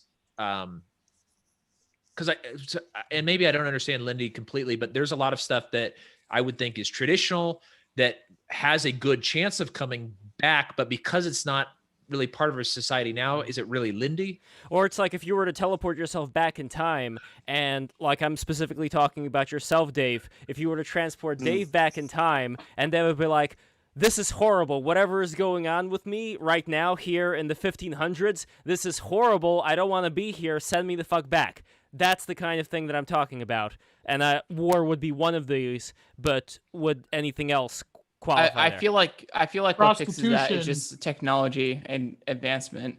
And Lindy is really a network effect of anything. I mean, I'm not saying Facebook has Lindy, but it certainly has a network effect. And the things that have Lindy throughout time, if you talk about gold, is probably like the best example, because it's still like the sound money before they move over to Bitcoin or whatever. Oh, we're gonna get into that. Actually, I want to make sure Jacob doesn't leave. I just want to say shit before Jake leaves, because I didn't know he was gonna leave. What was the question? The question was, I didn't finish what I was saying. Lindy? Okay, so it's a Lindy ultimately, to me and to a lot of people I hang out with, is a network effect. And people it's not a network. It's not a network effect. It's a statistical effect due to the fact that you're getting that the effects are driven mostly by extremes. That's the effect. I think Facebook was an extreme in the short term of like social media. No, I think Dave is it. We talked a little bit about this before you got on, Phil, but it's not. It's okay, not. I'll shut the fuck up. It's not. It's not like what he means is by like what is the extremes of something that's going to continue. So, like, will Facebook continue? Actually, dude, I hope it does. That'd be cool. Interesting. I hope it doesn't. My God, Facebook. Well, I mean, using it, we should expect that it would last for another 10 years. Facebook's about 10. Well, it's actually you use Facebook. Years. That's what we would expect. I don't use Facebook. No. I use it sometimes. My I haven't grandma's used on it it. in months. I just chill. By the way, while speaking of shilling, Jacob, before you have to go, I wanted to get this in the conversation as far as you are more for gold than Bitcoin, and Phil, you are more for Bitcoin than gold. This could probably be a much larger conversation that I would love to have at a future episode. But in short, Phil, is there any reason you would support Bitcoin over gold? Yeah, because Bitcoin, I mean, finite digital scarcity is only going to happen once in our lives. This is the opportunity to seize it. Gold failed because it was decentralized. It was centralized by governments, and we would just be repeating ourselves. Now, I believe, like, if you have gold, fucking awesome. Like, it's hard as shit to get gold. That's why I'm kind of bearish on it. But yeah, I would take gold. I don't hate gold. I don't shit on gold. But actually, I do shit on gold. It's kind of a shit coin in my eyes a little bit. But hey, if you have it, I mean, that's definitely going to be the first thing the Feds run to if they need to, like, save this thing, and they actually need to have, revamp Bretton Woods to some extent. So if you can get gold, hell yeah, gold is sexy, dude. Gold's cool. Bitcoin actually works, though. So Bitcoin is a digital bearer asset, like fucking digital gold you carry in your fucking head, and it will not be stolen from you. Only at the barrel of a gun. And if that's the if that's the goddamn case, I will die a fucking martyr for that. So, Jacob, have any gold, response? buy gold if you can, buy Bitcoin though. Definitely. No, I You'll mean, need at least one, yeah. says Adam Curry. And this is the thing is I'm not saying that Bitcoin won't become money and it's not a secure digitalized, and a lot of the stuff that Phil says I agree with. I think there's, well, kind of going back to the Lindy conversation, Bitcoin is not, I don't think is proven. It could turn out to be the future of money and stuff like that. I think there's a lot of stuff that is unforeseen, particularly layering. I'm a little bit concerned about. I'm also concerned about things like rogue smart contracts that, and there is good arguments about this. Rogue smart contracts only happen on Ethereum, and Ethereum's a fucking shitcoin that's broken, doesn't work. No, that's not. No, it could happen on other layers of overlaid over the Bitcoin base layer, but and it's going to happen. I mean, you're going to get rogue contracts that were not written correctly, and they're going to tie up Bitcoin, which will raise the value of other Bitcoin. But and there could be things like a soft fork that'll fix this and stuff like that. But I'm not saying that I am anti Bitcoin, but so kind of going back to the Lindy thing, gold has been basically the money that humans have used for 5,000 years. So we can expect that gold will continue to, there you go. This Carry is gold my butter. bar of gold. Carry gold. Look, Dude, I'm jealous. going to take a giant piece of this butter right here. And guess what I'm going to put this in? I am going to put this on some... A safety deposit box. No, I'm going to put this on some shredded chicken. Look at that. There you go. Look at that. Perfect. Now, I know Or your sweet potatoes. Oh, they're right fucking here. The left sweet potato. Oh no, these aren't sweet potatoes. These are regular. These are regular potatoes. But as They're you can green see, screen. As you can see, there's some broccoli over here. you can't see the Rad as shit. Yeah, that's great. Why is like a naked window? I mean, a naked bedroom and no sheet mattress. You don't know green screen? Lucas's room? Oh my god. Is this actually your room No, that you green screen? No, it's a deep esoteric ninth circle of the internet. So don't worry about it. Okay. Oh my god. Like, I'm not the Lucas's best room. interior decorator, but I think you might want to call your mom. Just saying. Anyways, Oh, I've got to God. hop. I've got to hop off. So let me just go and summarize. Jake. real quick. Wait, It's Jacob, not- plug your stuff as well. Don't forget to plug your stuff. Okay, I will. But anyways, like I do own Bitcoin. I also own gold and silver. I'm a little jealous. I will say that. So What I would say is that wait and see. You can act like it's going to become money, and I think that's great. But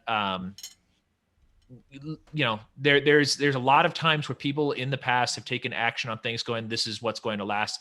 And I think the argument for Bitcoin is very good.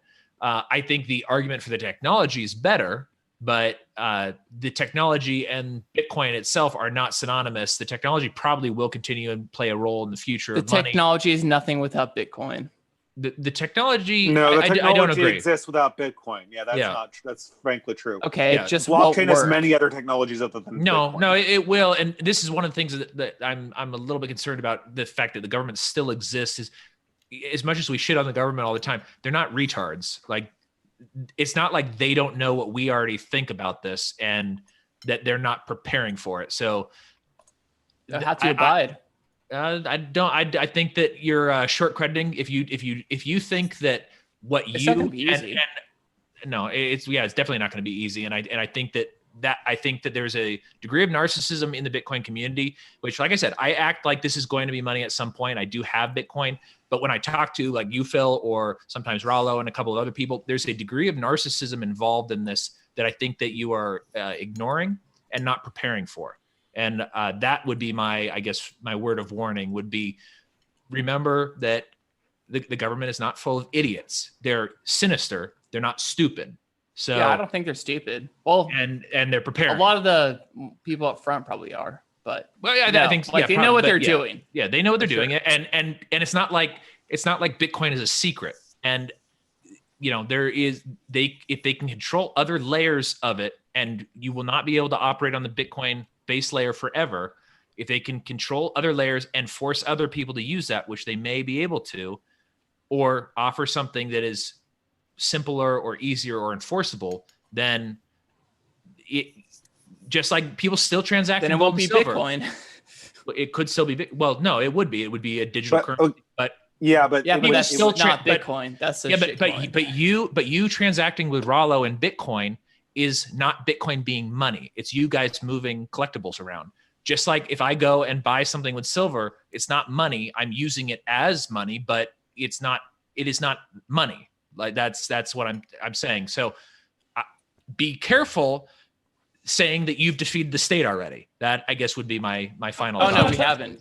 We have a long way to go. Yeah, but And the it'll way probably that a defeat lot itself. of the Bitcoin maximalists act like they've already done it. Like, aha, we've done it. No, this is a long road Oh no, ahead. we are very, very, And- very concerned and realistic about this whole thing. That's why privacy well, is so important. And let's good luck getting everybody to be as private as they should be. So Oh, that's gonna be the biggest bitch for sure. I just caution people against over optimism. This is a classic. This is how people lose a lot of money, and people putting gold against Bitcoin, in my opinion, is the wrong way to do things. To copy Nassim Nicholas Taleb, you want to essentially play the barbell game, which means that you want to have. Yeah, so I mean, gold is Lindy, but it has a small payout, right? right. Bitcoin has a high payout and it's promising, but it's not Lindy, right? So like it seems to me that your best chance would be to hedge one against the other.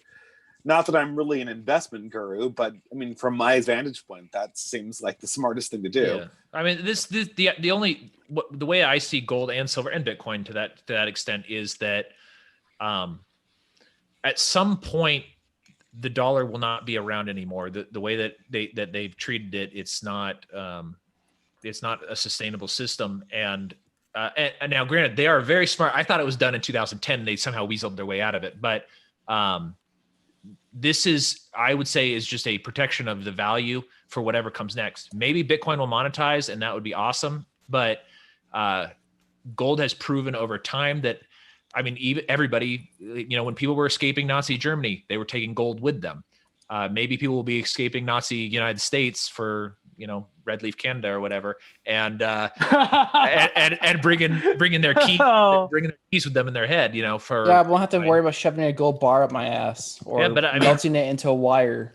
But one of the You problems gotta with hoop it, son. That's what they call it. Hoop it. right now, if you shit out a gold bar and cleaned off and it's shiny, people understand what it is to some degree. If you are like, I've got these keys, most people are like, what? So like that's I don't know if I shit out that gold is still as Guys, fungible. I got to jump off. Yeah, I do too, guys. Good Thaddaîos, chat. Chit chatting. Jacob, thank you guys so much for being here. Thaddaeus, later on, I really want to make a stream focused specifically on lifting, on body betterment, all that good stuff. Oh, we have to get Raig Nationalist on as well for that stream. Yeah. Last note would be that your external aesthetic is a reflection of the self, but that also trickles out into the way you live your life, where you live geographically, the choices you make, and that everybody's an externalization of the things they actually value and believe, not the things that they say and get on live streams and talk about, and all of those sort of things. And Dude, if you're jacked, why is your camera off? Excuse me? If you're jacked, why the hell is your camera off, dude? Yeah, I really got to leave, guys. I'll talk to y'all later. Bye, Jake. I don't play this game. Go to Childerberg. It's a great event. Go to my Twitter. You can check out what my body looks like. All right, cool. Great rest of your stream, guys. Thank you I'll very fap much. it later. See ya. Well, it does sound like we're winding down, so I'll let you guys get on with it. But it was great. It was great online talking to you guys. Same here, Dave. It's always a pleasure to my have you on. phone is running out of batteries, so I have to hop off too. No problem. But see, this worked. The Thank phone you. works. Always great. Yeah. Yeah. Well, I'll remember that for the future. All right. Have a good day, guys. Okay. Thank you. Great You to see too. you. Come again. Peace out, man. See ya. Take care. So now that we have Phil and Gio here, I want to remind everybody who's watching, new people, don't forget to subscribe. And also, how is the painting going? Let's check on the painting. I'm going to spotlight it over here. I think I'm just going to finish the figures. And this painting requires like tons of work. So I'll basically just finish this figure, and I think I'm going to delete. I might keep him there just for dynamic harmony, but I'm just going to finish. Say that 3 times fast. I'm just going to finish the figures over here, and everything else I'll probably do in the next week, because I have a really big painting I want to start. And of course, so I'll finish it up, and this is nowhere near done. This is like stage 1. So yeah.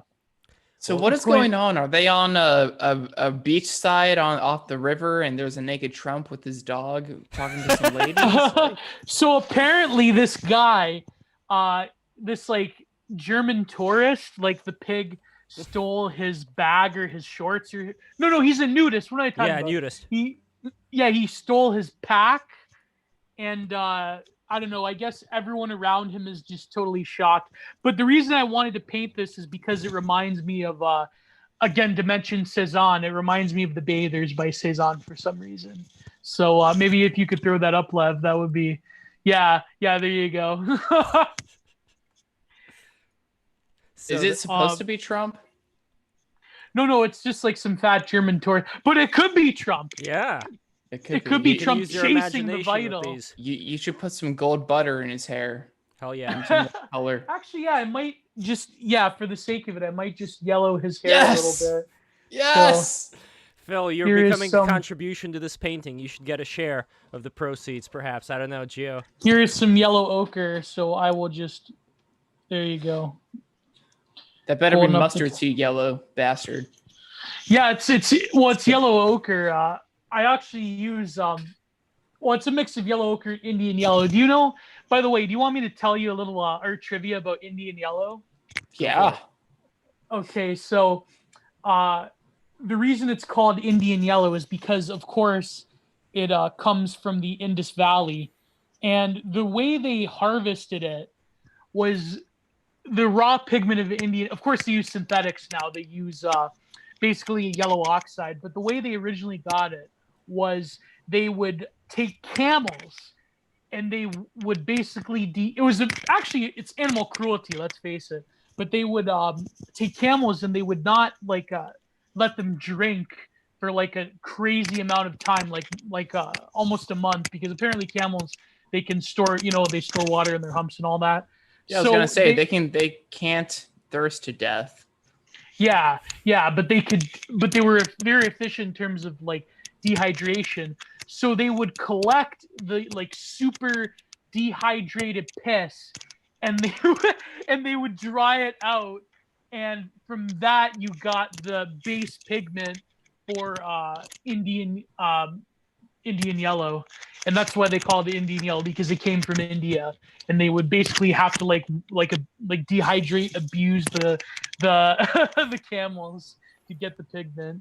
So yeah, that's just a little bit of trivia. Crafty, I'm about it. Those poor creatures. Well, it's like the original shamans. You know how they got and this was Terence McKenna's, by the way. his explanation of Santa Claus, Sinterklaas, because the way they would get you mean Slash at Christmas? Yeah, yeah. The way they would get the shamans from the where are they from? From Siberia. The original term of shaman came from that region in Siberia, and the way they would harvest, they would take the what are they called? The caps of the the stereotypical the stereotypical Hanna-Barbera cartoon. Flyer Garrick.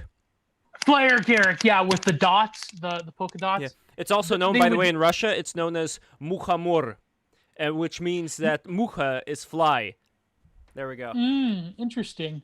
But yeah, they would basically take mukhamor, and they found out that if you just eat it, it would just basically give you a buzz, and it wasn't really as dramatic. But when you combine it with when you process it, you filter it through the urine of reindeers, then it becomes this powerful psychedelic that you could get from third and second harvest, if you know what I mean by harvest. So that's just, and so Terence McKenna theorized that that was how the mythology of Santa Claus came about. And I don't know if I agree with him there, but and would the it's elves, compelling. Would the elves also take part here? Because they're the machine DMT, elves. Yeah, exactly. On the DMT trip, you'd see the elves. machine elves. Phil, have you ever done DMT or mushrooms? No. I'm a puss when it comes to drugs. No, that's probably good. That's probably good for you. You're going to reincarnate then.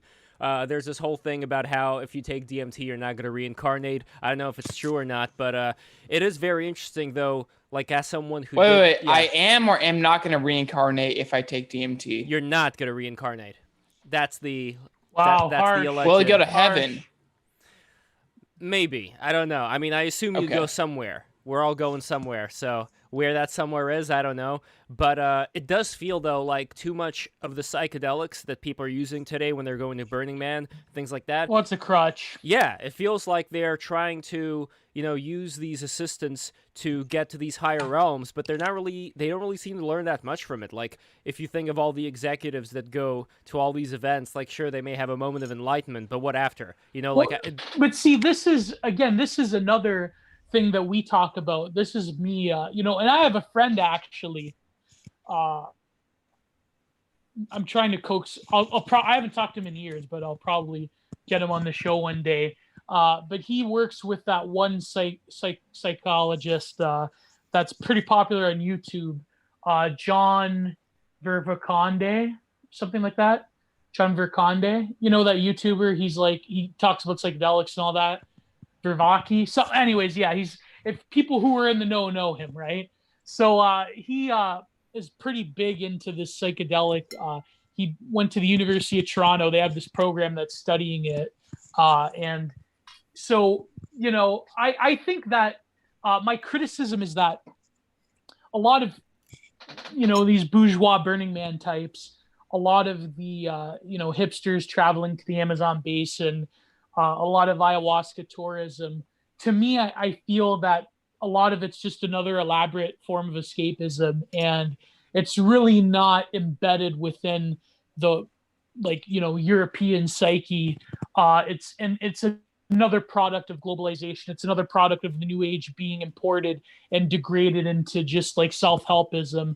And it's really they're trying to achieve enlightenment on they're trying to buy and consume enlightenment. And I feel that it's a major problem because it's taking stuff that is without, someone's real cultural context, and it's applying it to some sort of, you could almost see material metaphysics, if that makes sense, where they intersect the, biology and psychopharmacology with this almost the more the psychedelic movement goes on, the more I see it secularizing, and the more I see it being torn from its metaphysical underpinnings towards some sort of materialistic explanation. Yeah, it becomes a psyop. Exactly, it becomes commodified. And you know, there is glow in the darks that are involved and always have been involved in the psychedelic Glow in the movement. darks. Yeah. I never heard that. I like that. Oh, you know the term glow in the darks from Terry Davis? Glow in the dark. Oh, I'm not going to finish it, but you got to do research on glow in the dark. So you got to do research on Lucas's room. This is the homework assignment. But yes. But basically, glow in the darks. The intelligence agencies have always been involved, at least in part, in psychedelia. I mean, the Eastland Institute in California, for instance, in Big Sur, they always had CIA money, and Timothy Leary was suspected to be in the glow in the dark. And I think that I don't know. I definitely think there's something going on there. I feel that. How's that not a band name yet? Glow in the, there probably is some kind of band name. Well, there should be a name for a big and tall store called Big Sur. Big Sur. Oh boy. But yeah, I feel that, a lot of this stuff, it is compelling. I feel that a lot of what we're seeing now are elaborate psyops, and I think that people are starting to become much more aware of the fact that a lot of ordinary life is being totally manufactured by various interests. And I feel that it's not, not just I feel, but I think that it's not as easy as people make it out to be. It's not like the one sort of explanation. And I feel that it's a problem with libertarians in particular, because when and this is what we got into the last stream, we had Libertarian Apocalypse stream, where it was it's not just the government. There's also capitalists heavily involved in this, capitalist realism. And I think that the more that we really truly look at what we're facing, it's not going to be this like total encompassing narrative that that can explain everything. But just to go back, I think even psychedelia in terms of an aesthetic as well, I have problems with. I feel that nowadays a lot of this stuff is becoming derivative, and it's becoming in a lot of ways psychedelic kitsch. And a lot of the spirit, like what I mean particularly, I mean like painters and digital artists especially, that are trying to like LARP Alex Gray. And I think that the problem with that is they're not really transmuting into, they're not tapping into like the full terrifying reality of psychedelia itself. It becomes an expression of an expression. And so now when you have like a million different like digital artists who are like kind of like being Alex Gray, or not just Alex Gray, but like Martina Hoffman or whoever, there's really something missing that painters that like Zedzala Bakinski, the reality that they were trying to tap into. But even that is another thing problematic. I hate to use the word problematic, but I don't know. I just feel that when normies discover something, they tend to ruin it. So like Bakinski is being discovered by normies right now, and it's just like, I don't know, they're kind of ruining it. They're kind of like sucking the mystical awe and terror of Bakinski, because now it's like, oh my God, look at this artist. He was so crazy. Like, oh wow. Like, it's just, I don't know. I'm such a fucking elitist, Lev. I don't know what's wrong with me. No, I mean, that's the problem. I mean, that happens with everything. There's a revival, and it just happens, and it fades, and it comes back, and it goes to something else. And to go to the drug thing, it's really just an escape because people are fucking hurt. I mean, you guys know that. And that could be it. Yeah. No, well, it is. They're bored, they're jaded, and COVID hasn't really helped with that at all. Yeah. And so everybody is looking for an escape in some form of another. And when it's not creative expression or something that they are good at and passionate, then they self-destruct. And this is also another thing that just will always happen. Although just with COVID especially, that's just exacerbated really everything that was already fucked up. So, I don't think that we're seeing anything new. We're just seeing a new flavor of it to the nth degree that could be very scary. Oh yeah. And by the way, speaking of That's- scary, look at this painting by Biskinski. It's a very interesting looking entity. I'm not sure what exactly is going on here, but you see what I'm talking And a lot about, of, right? a lot of fucked up things happened to him in his life, eh?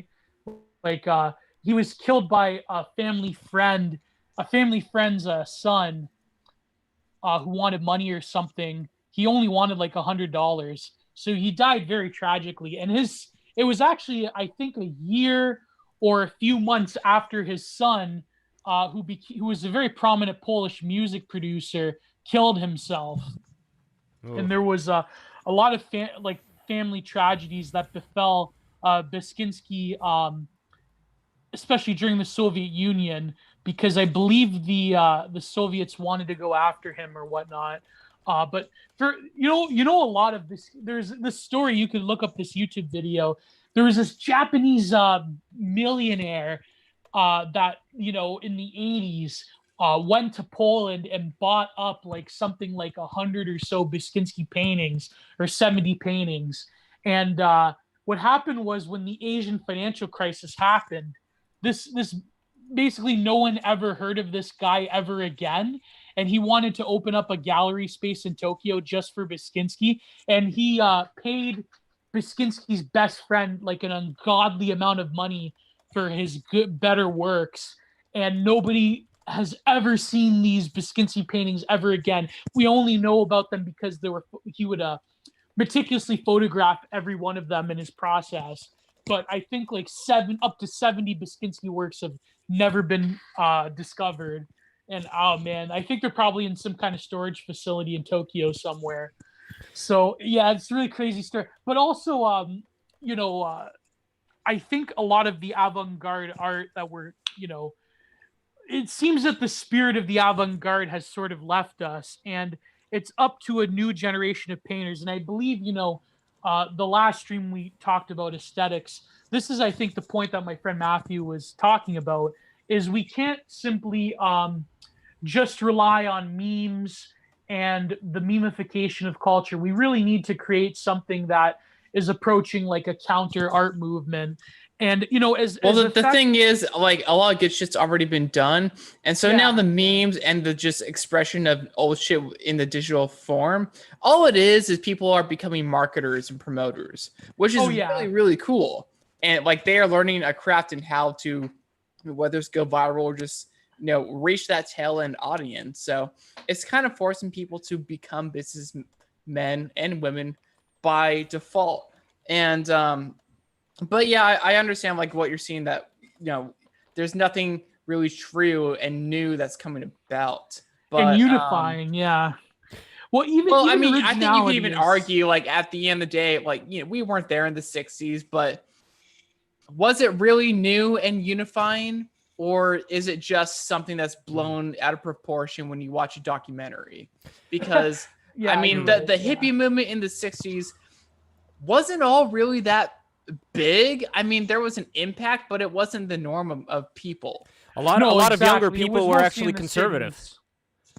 Yeah, a lot of them were. And I understand a loud minority and shit, and that enacting change, but still, at the end of the day, I mean, revolutionary kind of movements in culture like that are gonna happen, but it's still not the majority of society. Unless it's some fucking bullshit mandate like we're all having to suffer through right now. But like we were saying, well, it was largely a big city phenomenon. It sort of reached to the sticks, especially with the Back to the Land movement. But it was really more just like hippie kids that went to fucking college, that were privileged enough to go to university.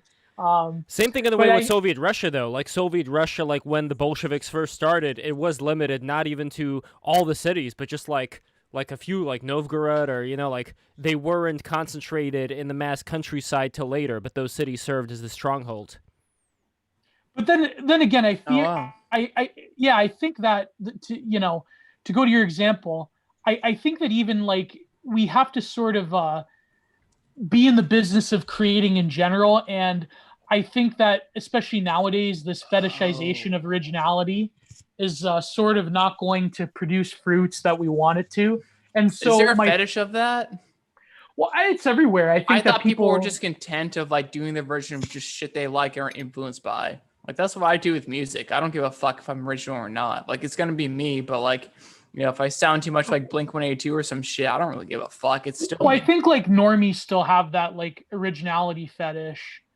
I think that, you know, people still deep down, they look at the contemporary art world and it's like, well, nothing new is being done. There is new things being done if you actually take the time to look. But at the end of the day, I feel that, you know, the problem is that we've taken something that largely works, and I will concede that meme culture does largely work in our favor, but at the same time, it's to transcend just the mimetic chaos and to produce something that is more long lasting than just a meme template.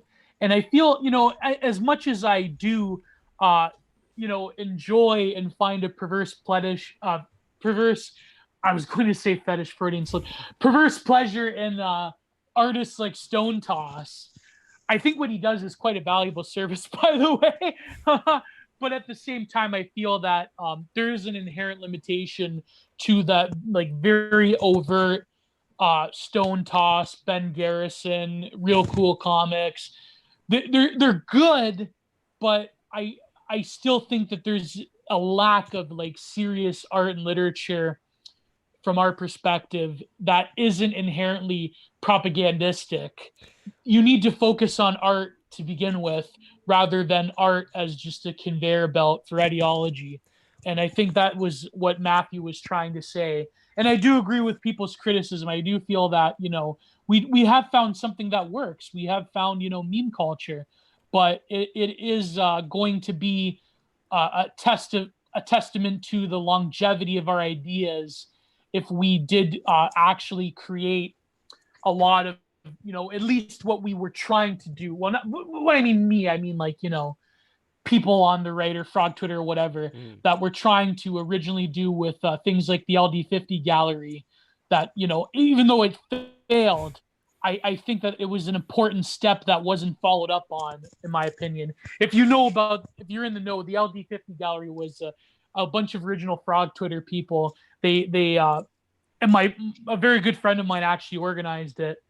And what happened was the mainstream art world media basically exploded, and they protested the gallery and they shut it down because it was run by fascists in the middle. It was in the middle of London, and it was total bullshit. It was totally the way the media just hammered down on them, I think, is an important sign of what could have been in terms of if more LD50 galleries were created, if more alternative like DIY, like punk scene underground art was created. I feel that it would scare the establishment shitless to really make a conceited effort to transcend meme culture and work at something more tangible. But again, the problem is that, you know, when it comes to real life action, it seems that when it comes to the political right, that's always going to be a huge problem, is to organize in real life, because every time we've done it, it's like been a total disaster. But, so I don't know. I don't want to be cynical about it. Well, as one example of a product that was recently made, you could see in this Young Rippa video, this is why SJWs hijack established brands. So this was an original animated series, not based on any existing franchise that some people ended up making, and they have like some Sailor Moon references in here or whatever. Let me see where we can get to the actual content. Sailor Moon? Yeah, like they had some anime thing that they were showing there. I'm trying to see where exactly in this video he's showing an example of it. But anyway, the point is that their own original content, the kind of tropes that they keep using, it's not that appealing. So either they're like taking existing brands that they think would make sense for you know, people to like reinvigorate the old fan base or to get that to find a new audience. But it seems like when they're on their own with their original ideas, it doesn't quite work. I'm surprised. Like I'm scrolling through this video, I am not finding anything. I should probably slow down and just let the guy talk, and then it's probably going to start playing somewhere. But also we have our friend Catherine back with us, Catherine Brodsky. How are you? Catherine. I'm going to mute myself. I'm here. Hey. This was a crazy day. Well, thank you so much for coming in. So Thanks for as you know, Gio, a fellow Canadian, he is making a beautiful painting over here of the German nudist who is chasing a wild boar. I don't know if the boar is wild, but I assume he And is. what inspired that painting? What is what? What inspired that painting? Well, that Well, photo. Oh, you mean like what inspired Gio to choose it? I don't know. Correct. Gio, tell me. I went on Twitter like what would be a nice painting for the next art stream, and someone immediately posted the German running of the boar, and so I'm like, wow, I had an idea of painting something similar to that, but I'm like, well, I might as well do it now. But I'm not going to finish the whole thing. It's really like takes a long time. So I'm just going to finish the figures up. You were living vicariously through the German who's chasing them. Apparently he's a German nudist. And so there was a bunch of like random people that day in the park. And so imagine like a huge German man, like just trampling through the park, trying to chase this wild boar. And so I can't imagine. And to the comment that was left over here by Hero, there will be a Frank Hassel painting coming up, and it will be of Jessica, who is that guy that Frank Hassel was hassling in that Dr. Wario video, and with the mask and everything. So if you saw that video, you know exactly who I'm talking about. But here are some of the. I mean, we're not gonna have any sound, but here are some of the visuals that you can see of this new product. That I believe this is the Sci-Fi Channel. So, like very similar Rebecca Sugar looking art style ish is going on here. And, the plot doesn't really seem that interesting. Here they're going to transform into like the Sailor Moon thing or whatever. But again, it's like it's all rehashed stuff, even though it's wrapped up in this is an original idea type form. I don't think it's going to last for a long time. And, just none of these things move the needle. Like when people have in their Facebook or Twitter profiles their various causes that they're supporting and their various pronouns, I think most people are just, it's not like they're angry. I think most people are just kind of tired. Like there's not really that much there to express oneself with. So it's kind of like... we're past the point of one big international phenomenon happening like the Beatles or some shit moving the needle. But what we have, because of technology and the decentralization of it and how accessible and easy it is to make shit and target an audience and have this tail end effect, that's what's going to happen. So things will move the needle in certain niches and communities. I mean, look at this channel, for example, or your favorite people that you follow on Twitter or podcasts or YouTube. But unless the only moving the needle that we will see that is a cultural phenomenon, as kooky as it sounds, but I think this platform is a good place to say this shit, is if it's a psyop, frankly. We have to create our own psyops. Exactly. But I think go ahead, Les. No, go on. No, I was going to say it reminds me of what the philosopher Peter Sloterdijk, he has this series of books that like basically track the sort of metaforms throughout human history, and one of them he says that the current age is what he describes as like and he uses the art world as an example of this, and he uses the internet, what he called the age of foam, where if you look inside like foam, it's like little like micro bubbles upon micro bubbles, and so basically everyone has become, in the age of postmodernism, this like deterritorialized micro bubble brand. Like the art world, like every artist no longer is a part of a movement anymore. Now you have to sell yourself as being like a single person movement onto yourself. And so it becomes very chaotic because now the artist or the intellectual or anyone really, they have to do this job of creating something totally anew out of thin air. And the only way you could do this is you're on your own pretty much, because everything else has become like the movements are dead. There's no longer any unified movement in the art world, and the internet has really, not just for art but for everything, the internet really has accelerated this in a lot of ways. So someone just said that the Beatles can't happen again, and I wanted to find out why that is. Why do you think? Whoever, I don't know who said that. That was me. That was for the reasons because there's just so many content out there like that. I'm not saying it can't, but if it does, it's more than likely. But what about Like- something like Cardi B? And it's her birthday, as I found out today on Wow. Twitter, by the way. Yeah, so that's corporate bullshit. it is corporate Yeah. bullshit, but think of how many people are still retweeting the fuck out of her. Like, that's the situation right now, right? We still have these giant bubbles among all I these know, smaller but I mean, bubbles. she. But if you think I of mean, that's like. you're looking at like people fainting when they saw them. I mean, I can't imagine that happens with anybody these days. And I wonder, like, maybe it is because there's so many, we're so like, we live in this niche culture where we watch the TV shows that specifically appeal to us. We listen to the music. There's a lot of choices. And as a result, we're actually much more individualistic. And there isn't that one uniting factor. Not everybody, there isn't that one book that everyone reads. There isn't that Exactly. one TV show. Yeah.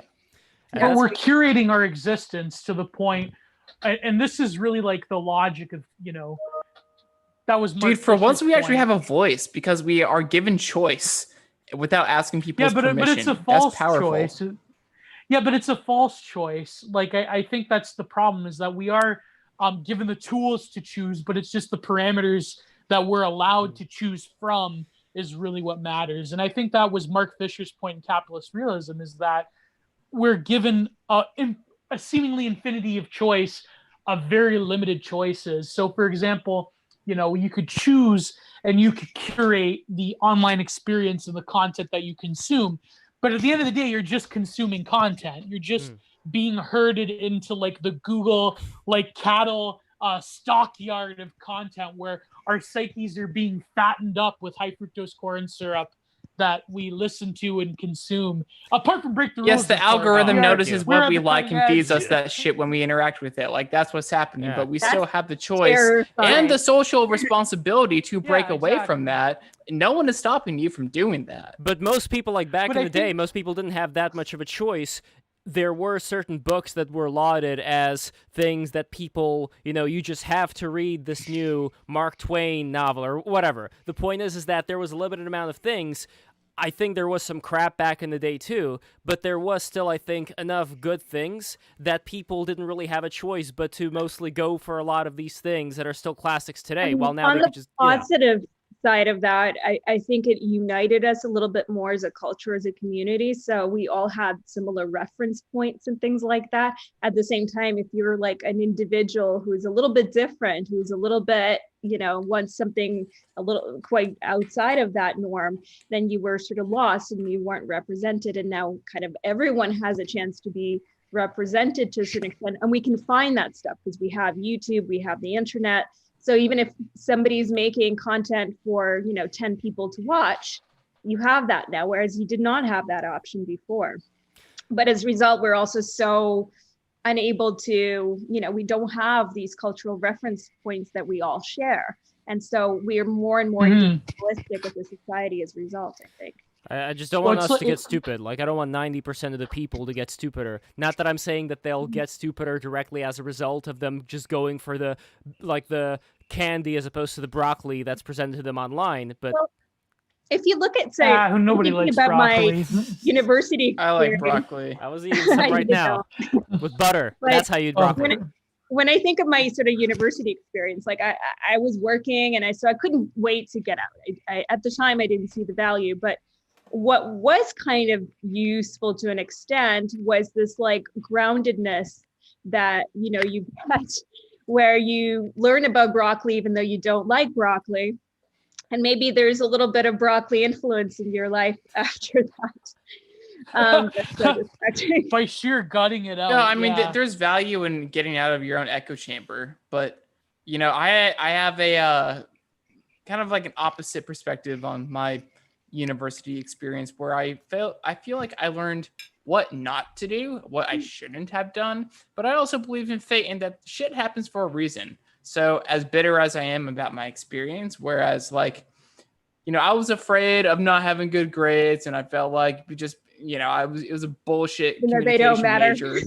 Yeah, they didn't Yeah, fucking they don't matter. matter. What I should have done is gotten to the best school I could have and fucked off for a year and had fun, flunk out and start life and still have money left that didn't have to go into college. Now I'm thinking like I would have loved to go into neurology and study that and just like do experiments and or neurosciences.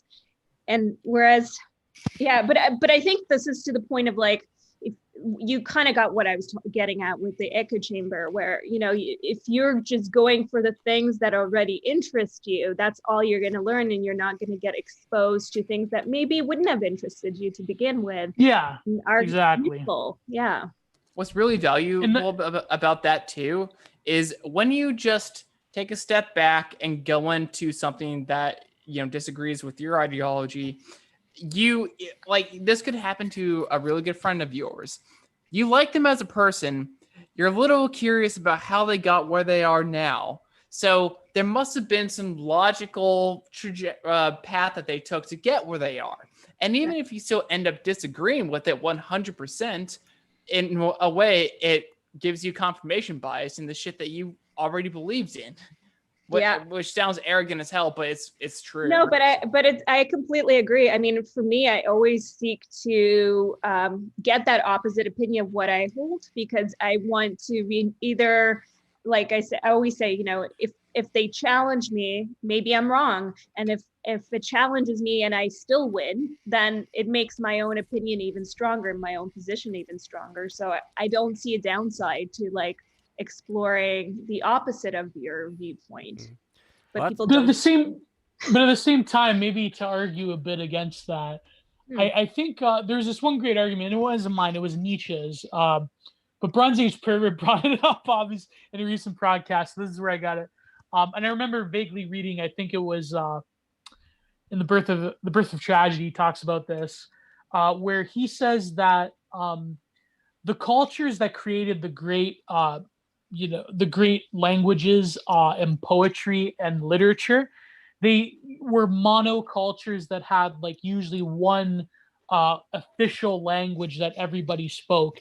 And Nietzsche said that, and it's in a way, it's like a very strong argument, I think, against multiculturalism, would, at least in terms of the ideology of multiculturalism, not like, you respect people from, various parts of the world, blah, blah, blah, but it's more so the sort of like state, official ideology where, Nietzsche argued that the cultures that only had one language produced the greatest poetry because everyone had more or less a similar cultural understanding with each other.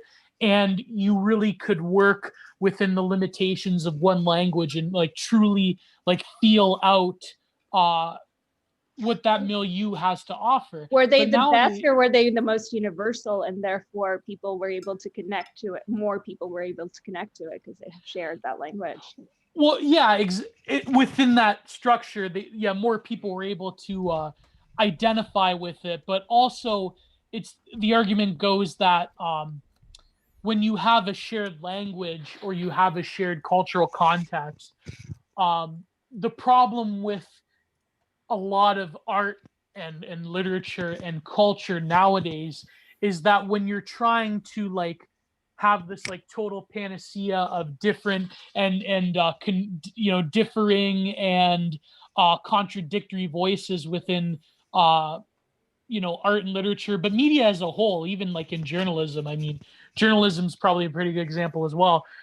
Sorry to cast shade, Catherine, but when you have this like sort of massification where everyone comes into this like Western multicultural experience, the problem is that it's very difficult to discern not just what is good content and bad content, but also to like really truly have a shared context for what people are trying to convey in art, literature, journalism, culture in general. So the problem is that we have a lot of different people nowadays who are trying to integrate very divergent experiences within the same content format, but it's not translating. And the internet, as much as I love, and I think it's like naive to say that we can go back. The internet has really accelerated a lot of these, contradictions.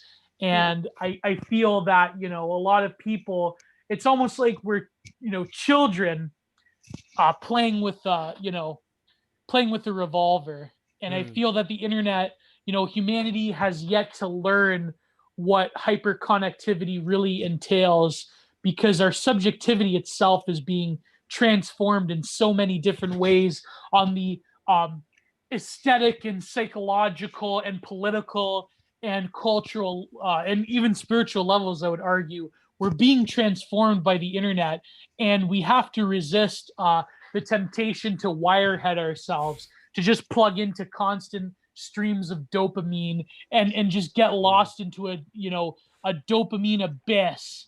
And we really have to be mature and responsible. And I do think that we have to enter an age of maturity when it comes to the internet. And who knows if the Zoomers, people thought that the Zoomers were going to lead the way. Phil, you're a Zoomer, right? How old are you? What defines a Zoomer? Generation people Z, born so... after 1997 or 95. I'm not a Zoomer. Well, how old are you? I'm old enough, man. Yeah. Yeah, no, but you're probably, I think probably is. I'm like a millennial. I've got a question for you. Yeah, go ahead. So in terms of art, do you think there is such a thing as bad or good art versus just a consensus? Like, is it all just a consensus that enough people like a piece of art that makes it good? I do definitely believe that there is good and bad art, but that what's good and bad, to me at least, has some sort of, and this is where, I agree with a lot of people, a lot of like art critics that are, unfortunately there's not a lot of good art critics anymore, especially after Robert Hughes died. But I do think that the good art is art that manages to have Lindy. Yeah, it's Lindy, but also it's something that pulls at the spiritual center of humanity as such. I believe that good art, there's sort of like a trans-historical basis of what is good and bad. But I don't think that nowadays we're in the position, unless we get to a place where we can have somewhat of a unified art world. I feel that, there definitely is good and bad art, but we're not the level to appreciate it the way that people appreciate it. I don't know. Our perceptions of art and whether it's good or bad can come from several things. So one is education and sort of being an expert. Two is kind of having that commercial sense of like hearing about it all the time. And three, consensus within art world or amongst, something being lauded as this, piece. Because certainly there were artists that during their lifetime were not recognized and are gay. So it's hard to say. Like I could look at that art and be like, that's beautiful because it speaks to me. But there's art that's easier to say if it's good or bad. Like this goes back to what I was talking about, abstract art versus realism. And again, I'm not an artist. I haven't done my research. I listened to OBG Online Great Books podcast today. So this is a new fact for Phil today. But from what I picked up from it was that with realism, and we take the statue of David and the craftsmanship and time and dedication that went in to his fucking veins, and just it's amazing how it was just a fucking block of marble, and now you have this 9-foot majestic being. And then like you look at like a Pollock thing where it's just fucking paint splattered on a wall, and you had to already come with this like ideological, I'm some fancy pants smart dude, and I'm torn, or there just has to be some embedded notion that's expected of you to approach this thing. So you, like, it's a prereq in order for you to enjoy the art. And, when it comes to arts, I don't think it should take that much. I mean, it can bring that out of you, but art, if you just look at it as a piece of art, that's when the magic happens. I think it's too much to ask people to already have this indoctrination or this angst or just any like state of mental being first before you decide whether or not that art is good. I mean, I personally kind of agree with that. The pieces of art that I respond to the most, even abstract art, are things that I respond to on sort of a visual. I think some abstract art's cool. Like probably I would dig that shit. But you know how there's like that red square painting or, and I didn't, and I never understood that. And then I went with somebody who's an art, like historian expert, and two actually that I met in Paris, and we went to the Modern Art Museum there, and there was all these paintings that were all just like blocks of color, and they sort of explained to me how you get, it's about the experience that you have with that specific color, that paint, the way it's layered on. But hard edge. Interpretation, like, I think that's really cool. I think it mimics like a psychedelic experience in a way, because it's everyone's own interpretation. Not that I've had a psychedelic experience, but like that kind of shit I can appreciate. No, but it's well, the example would be Rothko with his colors. Like he wanted the way he painted with like very like multiple thin layers, creating these color fields that they call it. And these squares, because he would turpentine burn the edges, they would like float across the canvas. And he wanted to find a way to like perfectly mimic human emotion just by like pure color. But I think that good art really withstands the test of time because it takes sentiment and it transmigrates it into meaning, and it scales time. Yeah, exactly. And it's not even necessarily the problem I have with like a lot of like, you know, on my side of Twitter, a lot of trads is that like you can't just mistake technical proficiency with like that being like goodness, like just because you can render an image realistically, ergo it's like the best piece ever. Like no doubt you have an edge, but it's something more than just mere technical proficiency that creates the work of art that is truly meaningful. And I think that, you know, even nowadays, a lot of people, a lot of normies have like rejected the art world because like, I can't understand it. Which, I mean, there's some like, you know, like all art movements become ridiculous after a while. They become shells of themselves. Like, hence why the Impressionists were rebelling against the academic painters, right? But nowadays, it seems that people, you know, by and large, normies have embraced realism again. But it's this very, like, sort of sappy, unchallenging realism, like, like a guy that... Like the Medusa statue, for example, the one that they're going to put across the courthouse. Yeah, well, that we could talk about that a little bit, but, like, it's more so, like, people that take, like... They grid out a canvas in Photoshop and like they have like an exact measurement, like they draw celebrities. Like to me, great art is, for me, photorealism. It's going to be about the ability of the artist to connect with me on an emotional kind of visual level, and B, there's something so uniquely memorable about that piece that even though I maybe have seen it only once, it burns in my head. And I think those are the pieces that tend to stay with me. And in terms of that secret ingredient, like it takes skill, it takes lots of things, but ultimately you can have skill, you can have a lot of, you can have historical knowledge and all that stuff and deep thoughts. But if that piece of art doesn't do those two things, I think very few people are capable of doing those two things. And if you look at really great works of art that stayed through time, they seem to have those two ingredients to them. And they also have harmony. Like if you look, for example, at the golden ratio at our fingers, our hands, like the entire construction of our body, or flowers, or anything, they all seem to have this very particular pi geometry. And it keeps getting repeated everywhere. So there is something harmonious about incorporating elements like that into artwork. And we do see it with a lot of the artwork of the great masters. So, and we see it with the Japanese too. The way that all the elements... Have a cohesiveness to yeah. it.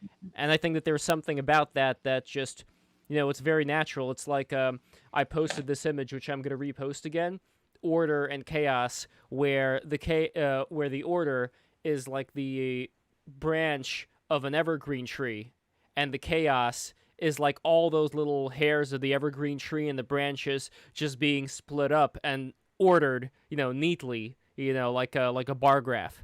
And that's, I think, that's a very important thing for us to look again at, like, nature, because, like, why would I spend that much time and money taking a chance at the Museum of Modern Art where I could just go out and look at a fucking tree? I don't know. I mean, well, because in the Museum of Modern Art, you could see the whole human experience being transmuted into the various materials. And again, I think a lot of like the contemporary world, a lot of concepts are interesting, but there's a big focus on materiality and like what the actual material that makes up art represents.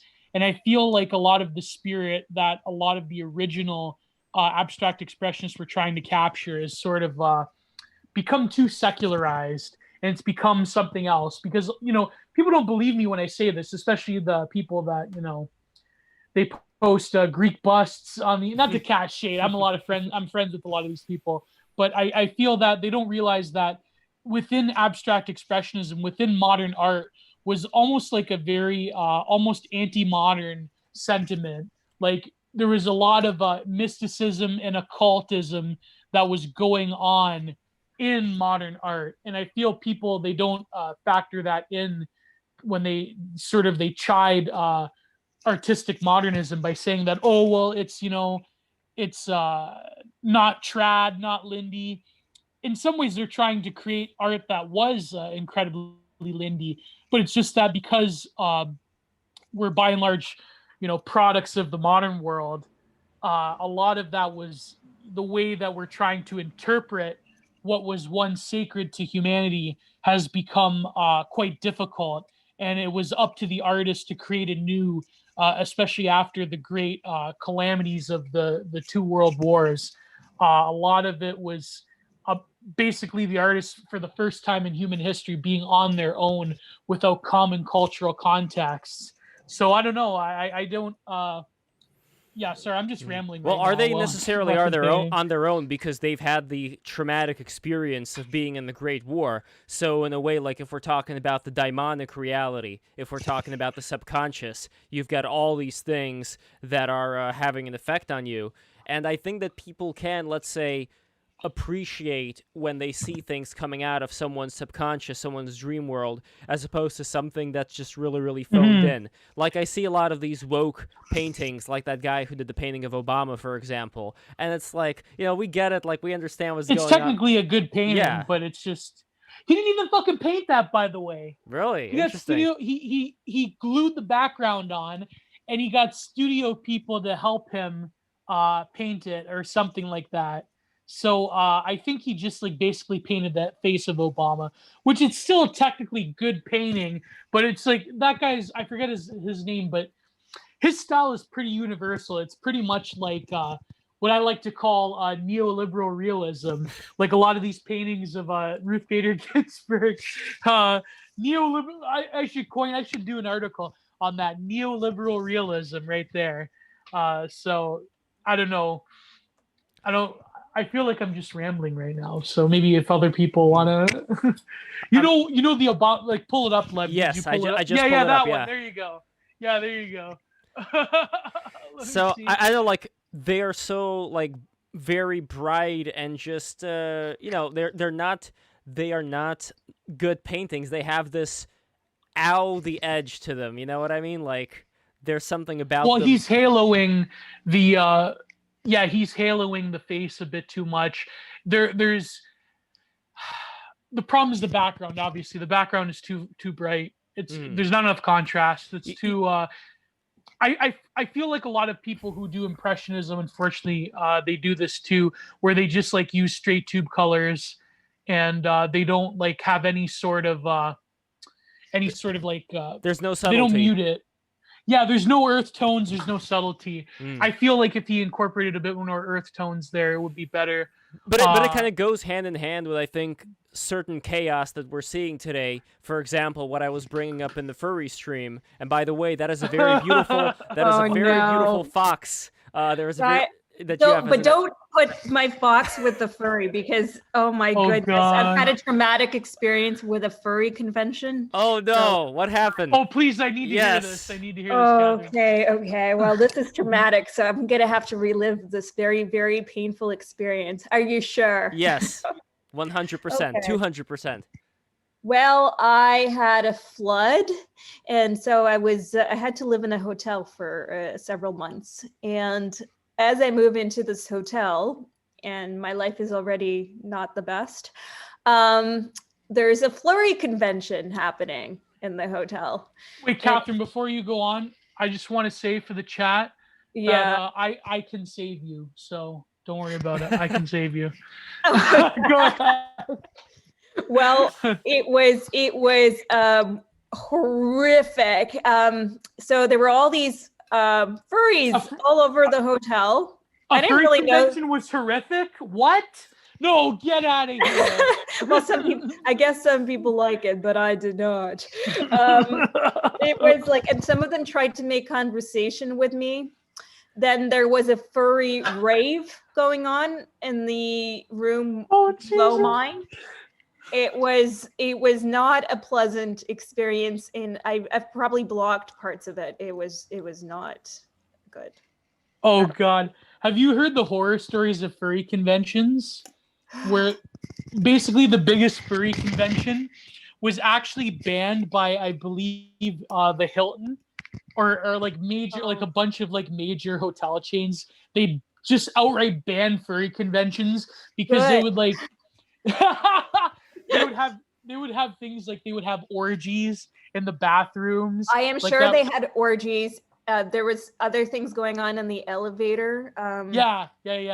They would have like these hotel room like furry suited up mass whatevers. And there was there's like internet lore. There's like a whole hour documentary on this one guy.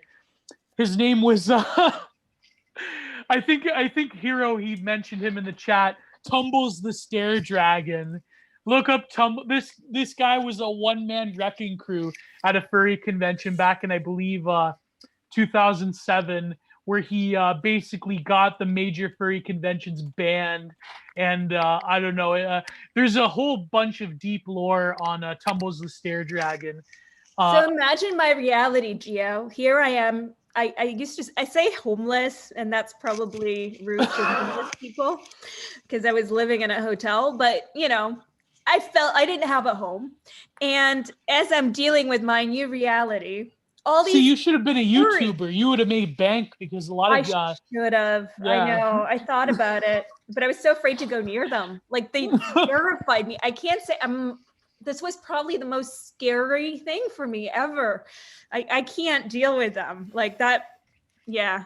People say I'm a little racist towards furries, but I'll accept it. Oh my God! I wonder what would have happened in the stream if I were to if I were to have known that you felt this way and I would have invited you in. Like part of my God! I would have been the furry stream. I wouldn't have held back.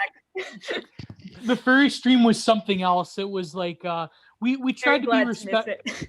Yeah, we tried to be respectful, and we did cover a bunch of good ground, especially with Joe Strike, who he's been in the furry movement since the beginning. He actually wrote the book on furries. Well, this is the thing, by the way. Joe Strike, he is a personal friend of mine, friend in the sense I've known him since 2008, maybe something like that. Like we went to various animation festivals, and we went to the Kids Screen Summit, which is where all these TV execs gather and talk about what's the latest child psychology bullshit. I was like, whatever. The point is that that he is someone who knows other people within the animation community that I know, and I wanted to make a good impression on the guy. I wanted to make him feel good while at the same time asking questions, and I think we accomplished that with him. It's just some people, the furries themselves are incredibly touchy people. So that's saying it mildly.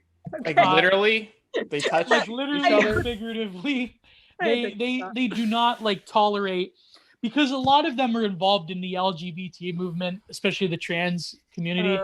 So it becomes, I know, shocker, right? So it becomes a very touchy subject to like have a lot of like open discussion about like what the furrydom itself. Wait, like, is what that because they identify themselves as furries, like a different category of gender? Is that why? Some of them do, believe it or not. Well, most of them don't, but like. Well, you're talking about like the ahead, people love. who have like man, what is that term? It's like personas. No, not even personas. When someone thinks that they're a different species, like they think. Well, you know what I'm talking about, right?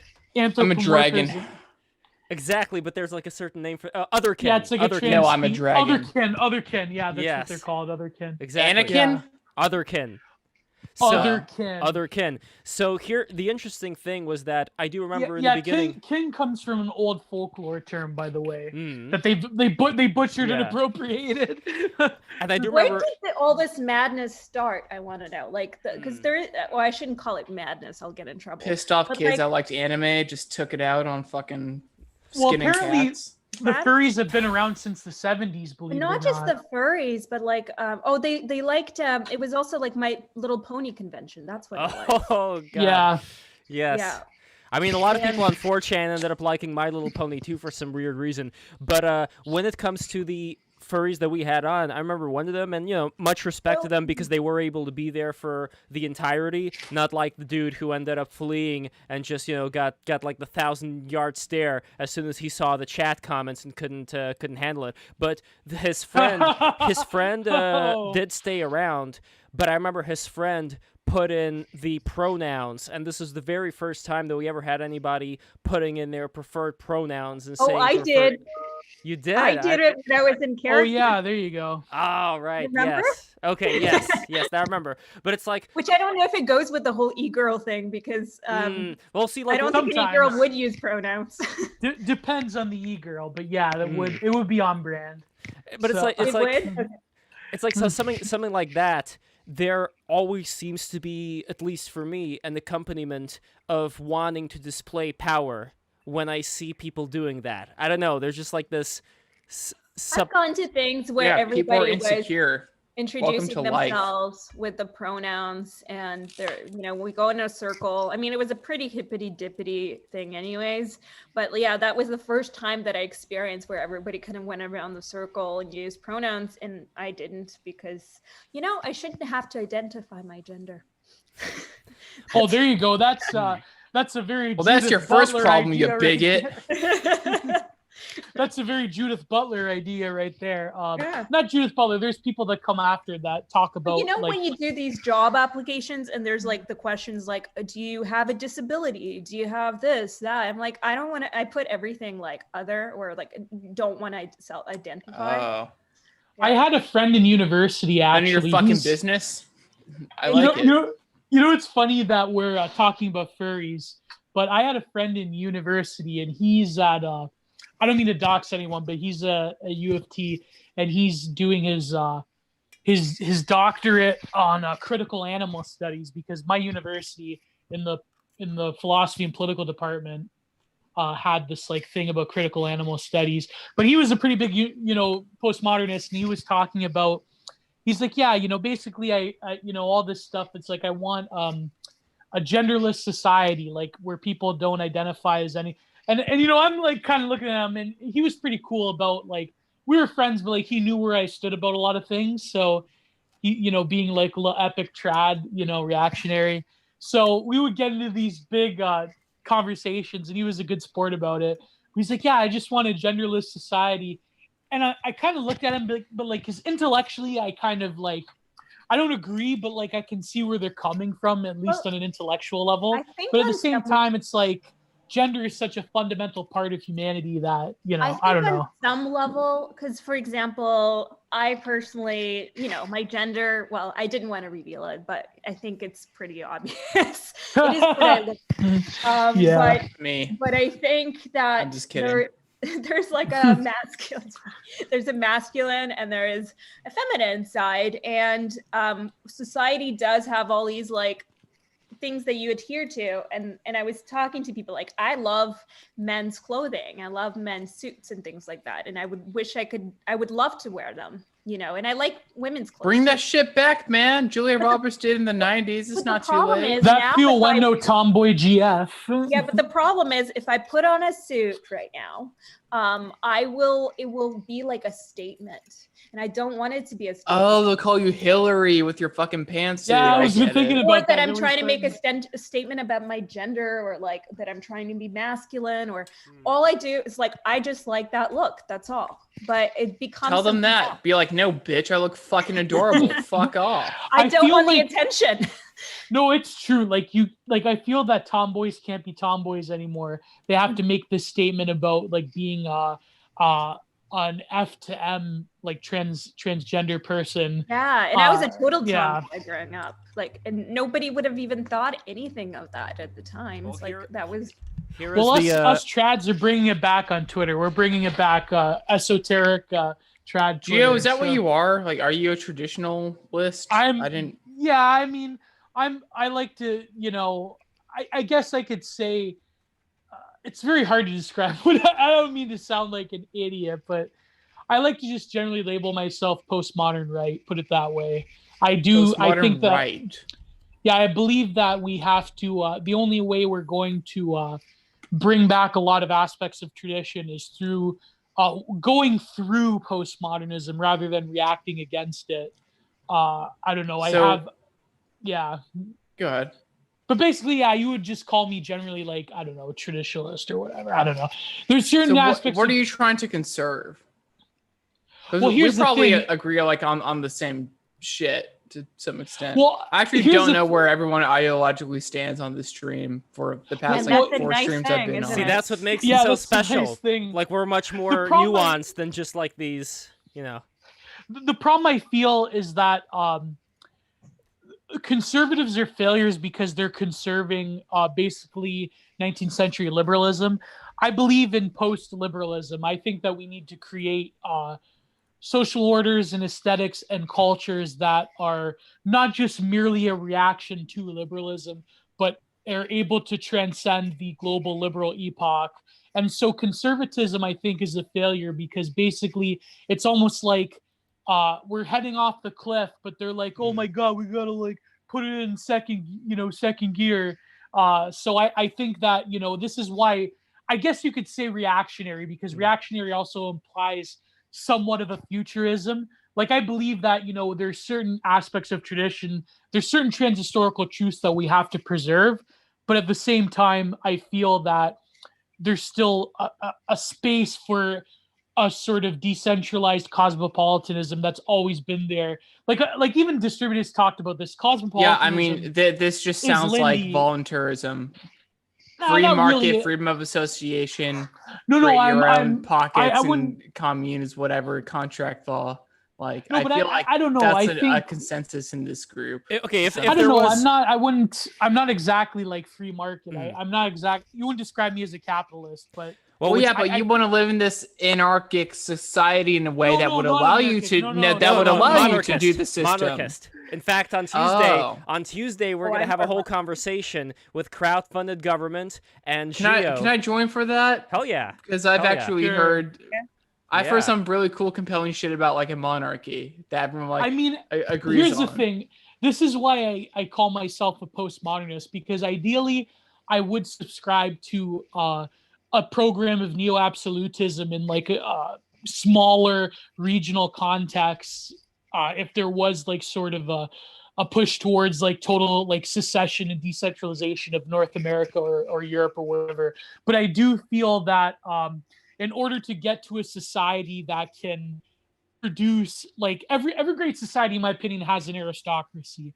But in order to get to that level, there has to be fundamental changes within culture and society, and rather within the heart of humanity itself, that needs to take place. Aristocracy could be something else too, right? Before it was. We define this shit first. I'm sorry, I'm a little stupid sometimes, but like Aristotle, like I get it, but what is it, aristocracy, and how does it differ? And like basically, well, aristocracy means rule by the best. That's what aristocracy translates. not Yeah, just but the that's not best, what it but has also- historically been. Yes. No, but not just the best, but What is also best? the people that Let's are define most best. Let's define truth. Like, I mean, all this is historically, it fucking was nuanced. people who Yeah. were very wealthy and who were privileged and educated. Because they were educated, you know, they were more capable in some ways of because they, you know, they would be very well educated. But Yeah, but the problem is now- the very well-educated people nowadays, because of various trends and social forces that have happened Yeah. throughout human history. up until this Multinational point. conglomerates, think tanks, all those Yeah, influences. unfortunately, the best people, like the people within, like, you know, the Ivy League or people within business, they don't really have.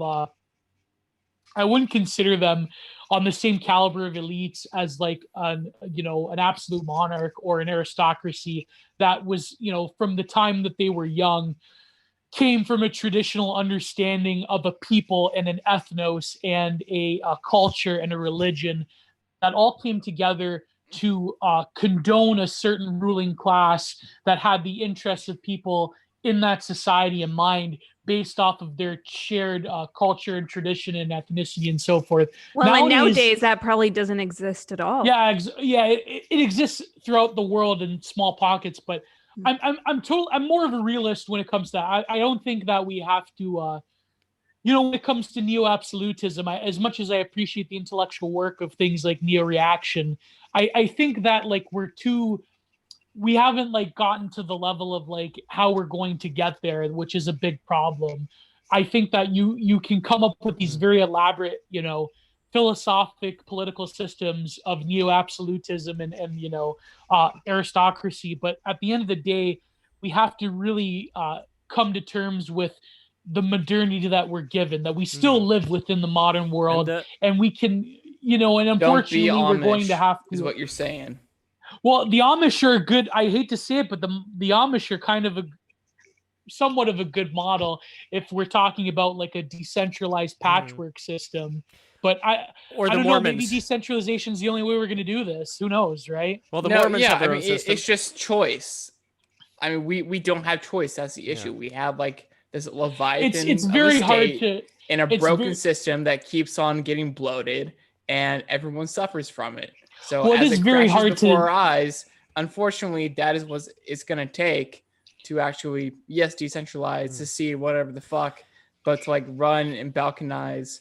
And that's where the merits of relationships and trust and markets come into place. And that gives you a nice playing field to start over in whatever society you want to live in. But the problem is that you're not in the gap, though. If you start over, there's still going to be China, and there's still going to be Russia, and countries of that nature. I mean after World War III. Oh, after. Okay, well, that's a different story. Well, I think Giorgiani is kind of right. I think a world war is going to shake up. Not that I would want it, but like there's something that is going to come about to shake up the order. But yeah, I get what you're saying. But I think that the problem is that any sort of attempt to actually like go out and create autonomous communities are always going to be met either A, with the government like drone striking you or Wacoing you. Yeah.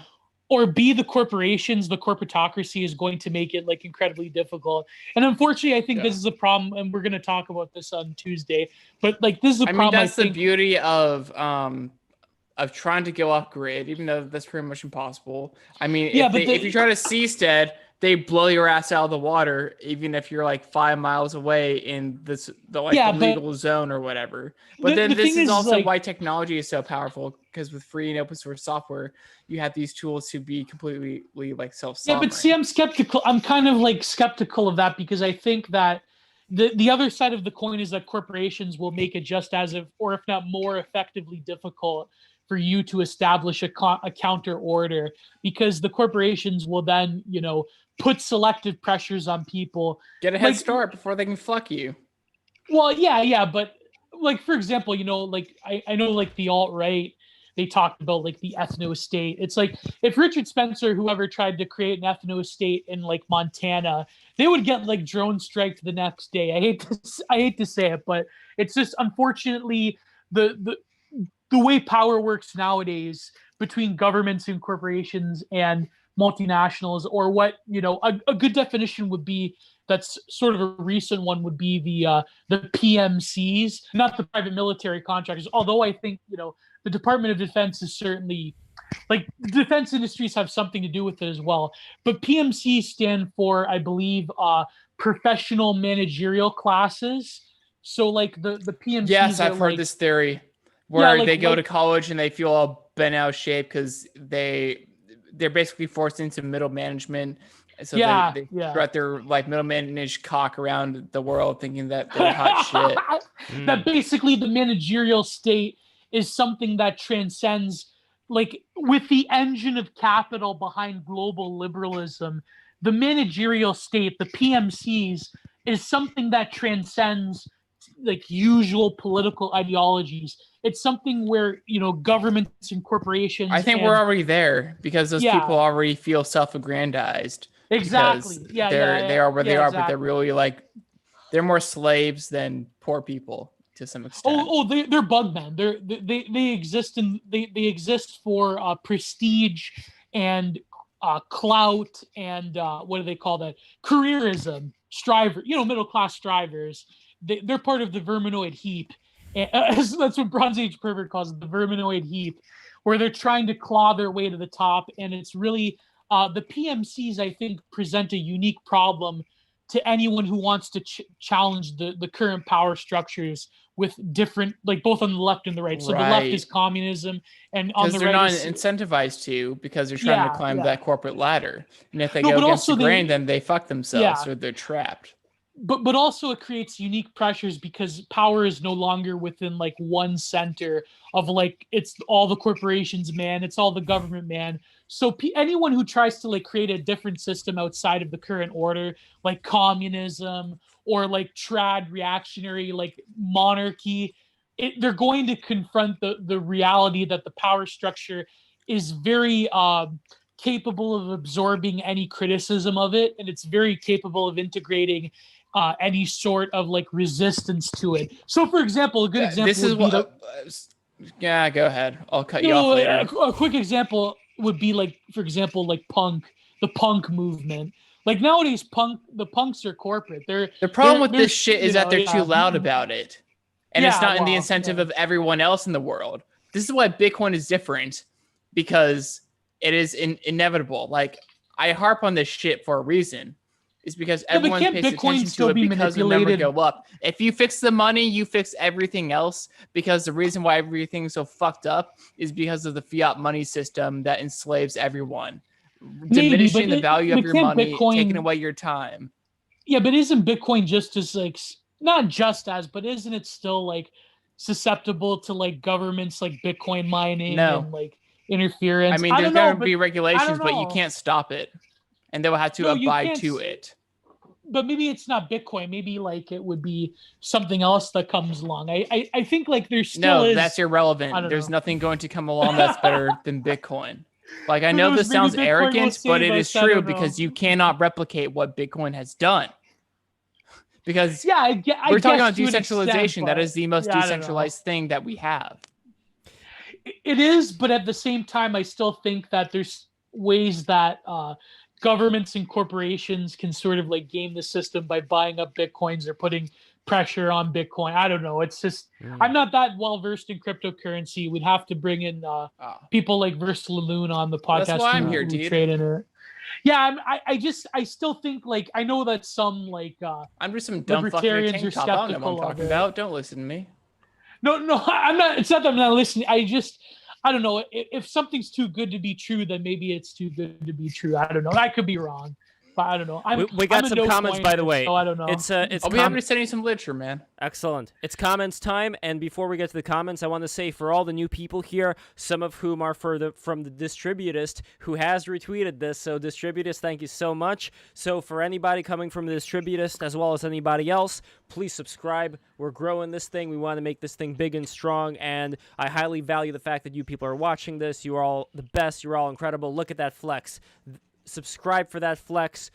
Pound the subscribe button for that fucking flex right now, and I'll be tremendously honored by you doing that. Anyway, subscribe. Anyway, here are some comments. Hey, do we have Distributist come on? Because the same Online Great Books podcast read a piece from the Distributist, like Murray Rothbard equivalent, and I'm just very curious on like, it's a cool idea, but how do you enforce it? How do you It's reallocate trad. that capital? Hold on, before we get to that, I wanted to get to a comment from the modern hermeticist who said Yes. about the Amish. So I was saying the Amish are a good model, except for all the child abuse and women beating. And this is something that you also could find in imperialist Russia, where a lot of these houses that the peasants were living in, that the serfs were living in, like, they beat their wives and children and molested and did all kinds of things behind the scenes. Yeah. So Keep this them in is line. well. See, this is more. This is more what I. Oh God, this is more what I It's mean. Law and Order, bitches. Yeah, well, this is more what I mean when I'm talking about, like when I was asking the Distributist before, like if you were to go back in time, what would be certain things that you would 100% say no to that existed in this, more, let's say, traditional Christian order? Because a lot of that shit went down back then, and I don't want it to go down today, or tomorrow Again, or whatever. PSYOP, the Catholic Church and the government, and basically paying taxes to go to heaven. It's all state corruption. But it was based in trad state Oh, well, corruption. yes. No, I think, like there certainly were abuses, but I think that there are ways to sort of challenge that structure. It is true, like a lot of sketchy stuff happens in a lot of these religious communities, like the Amish, Orthodox Jews in Israel. Here too in Brooklyn, Mennonites. there's molestation happening with the Orthodox Jewish Yeah. community. Yeah, Trad Catholics, though, are very, very cool. I mean, their Latin Mass, whatever they have. Oh, yeah. Rollo McFlugel is, I don't know if he's like trad, but there's something really pure and true. And someone might give me shit for like not defining what truth means and whatever. That's another argument, I guess.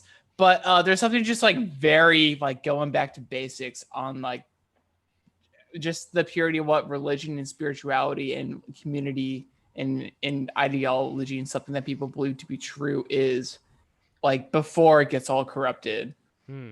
There's always a true center to it. I think that a lot of, like, the problem I feel that with like when people they look at these communities, they're like, well, there's this abuse that's happening, yet at the same time, the government school systems and the abuse that happens in Hollywood and these secular institutions, I truly argue, are even more rife with abuse and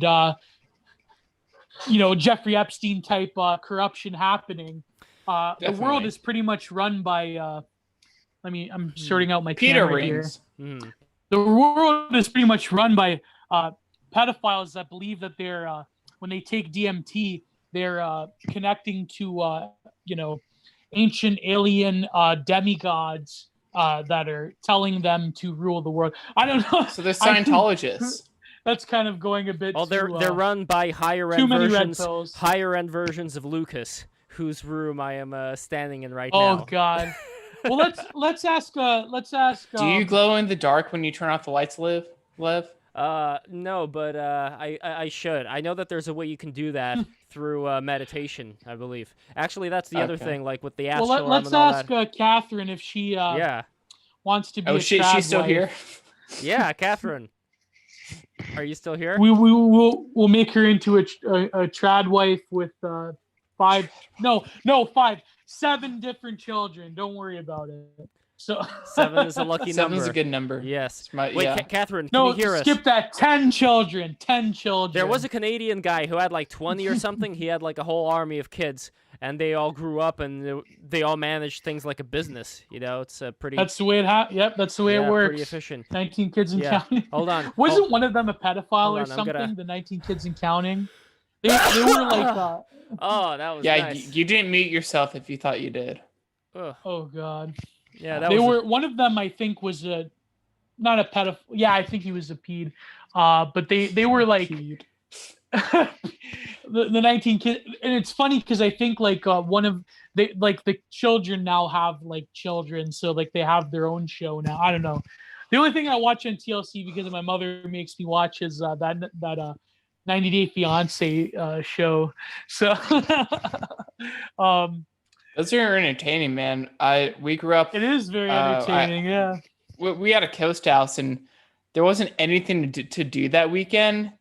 Like we did all of our yard work done, but like weather was shit for fishing.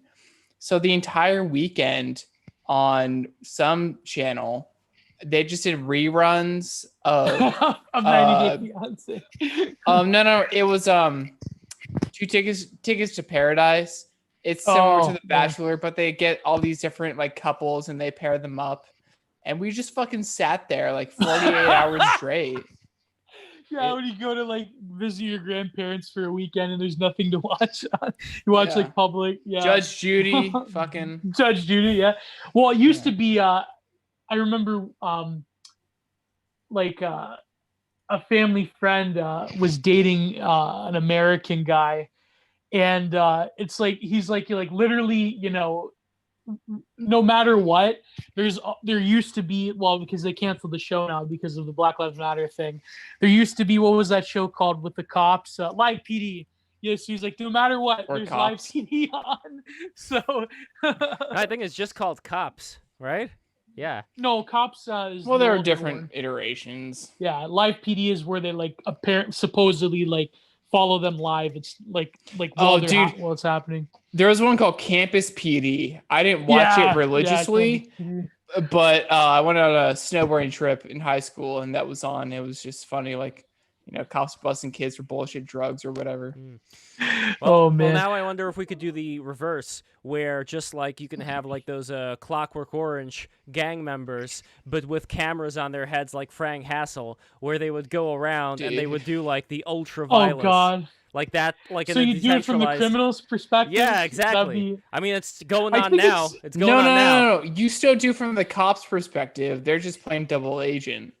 Like they did in the 80s during like crack and cocaine, like in like NYPD, like precinct. Well, I those forget guys who would actually said- become friends with these people. They probably still do this shit. But like your best friend becomes like a drug dealer, and then you fuck him in the end. If that's I forget a show, who said it. Like,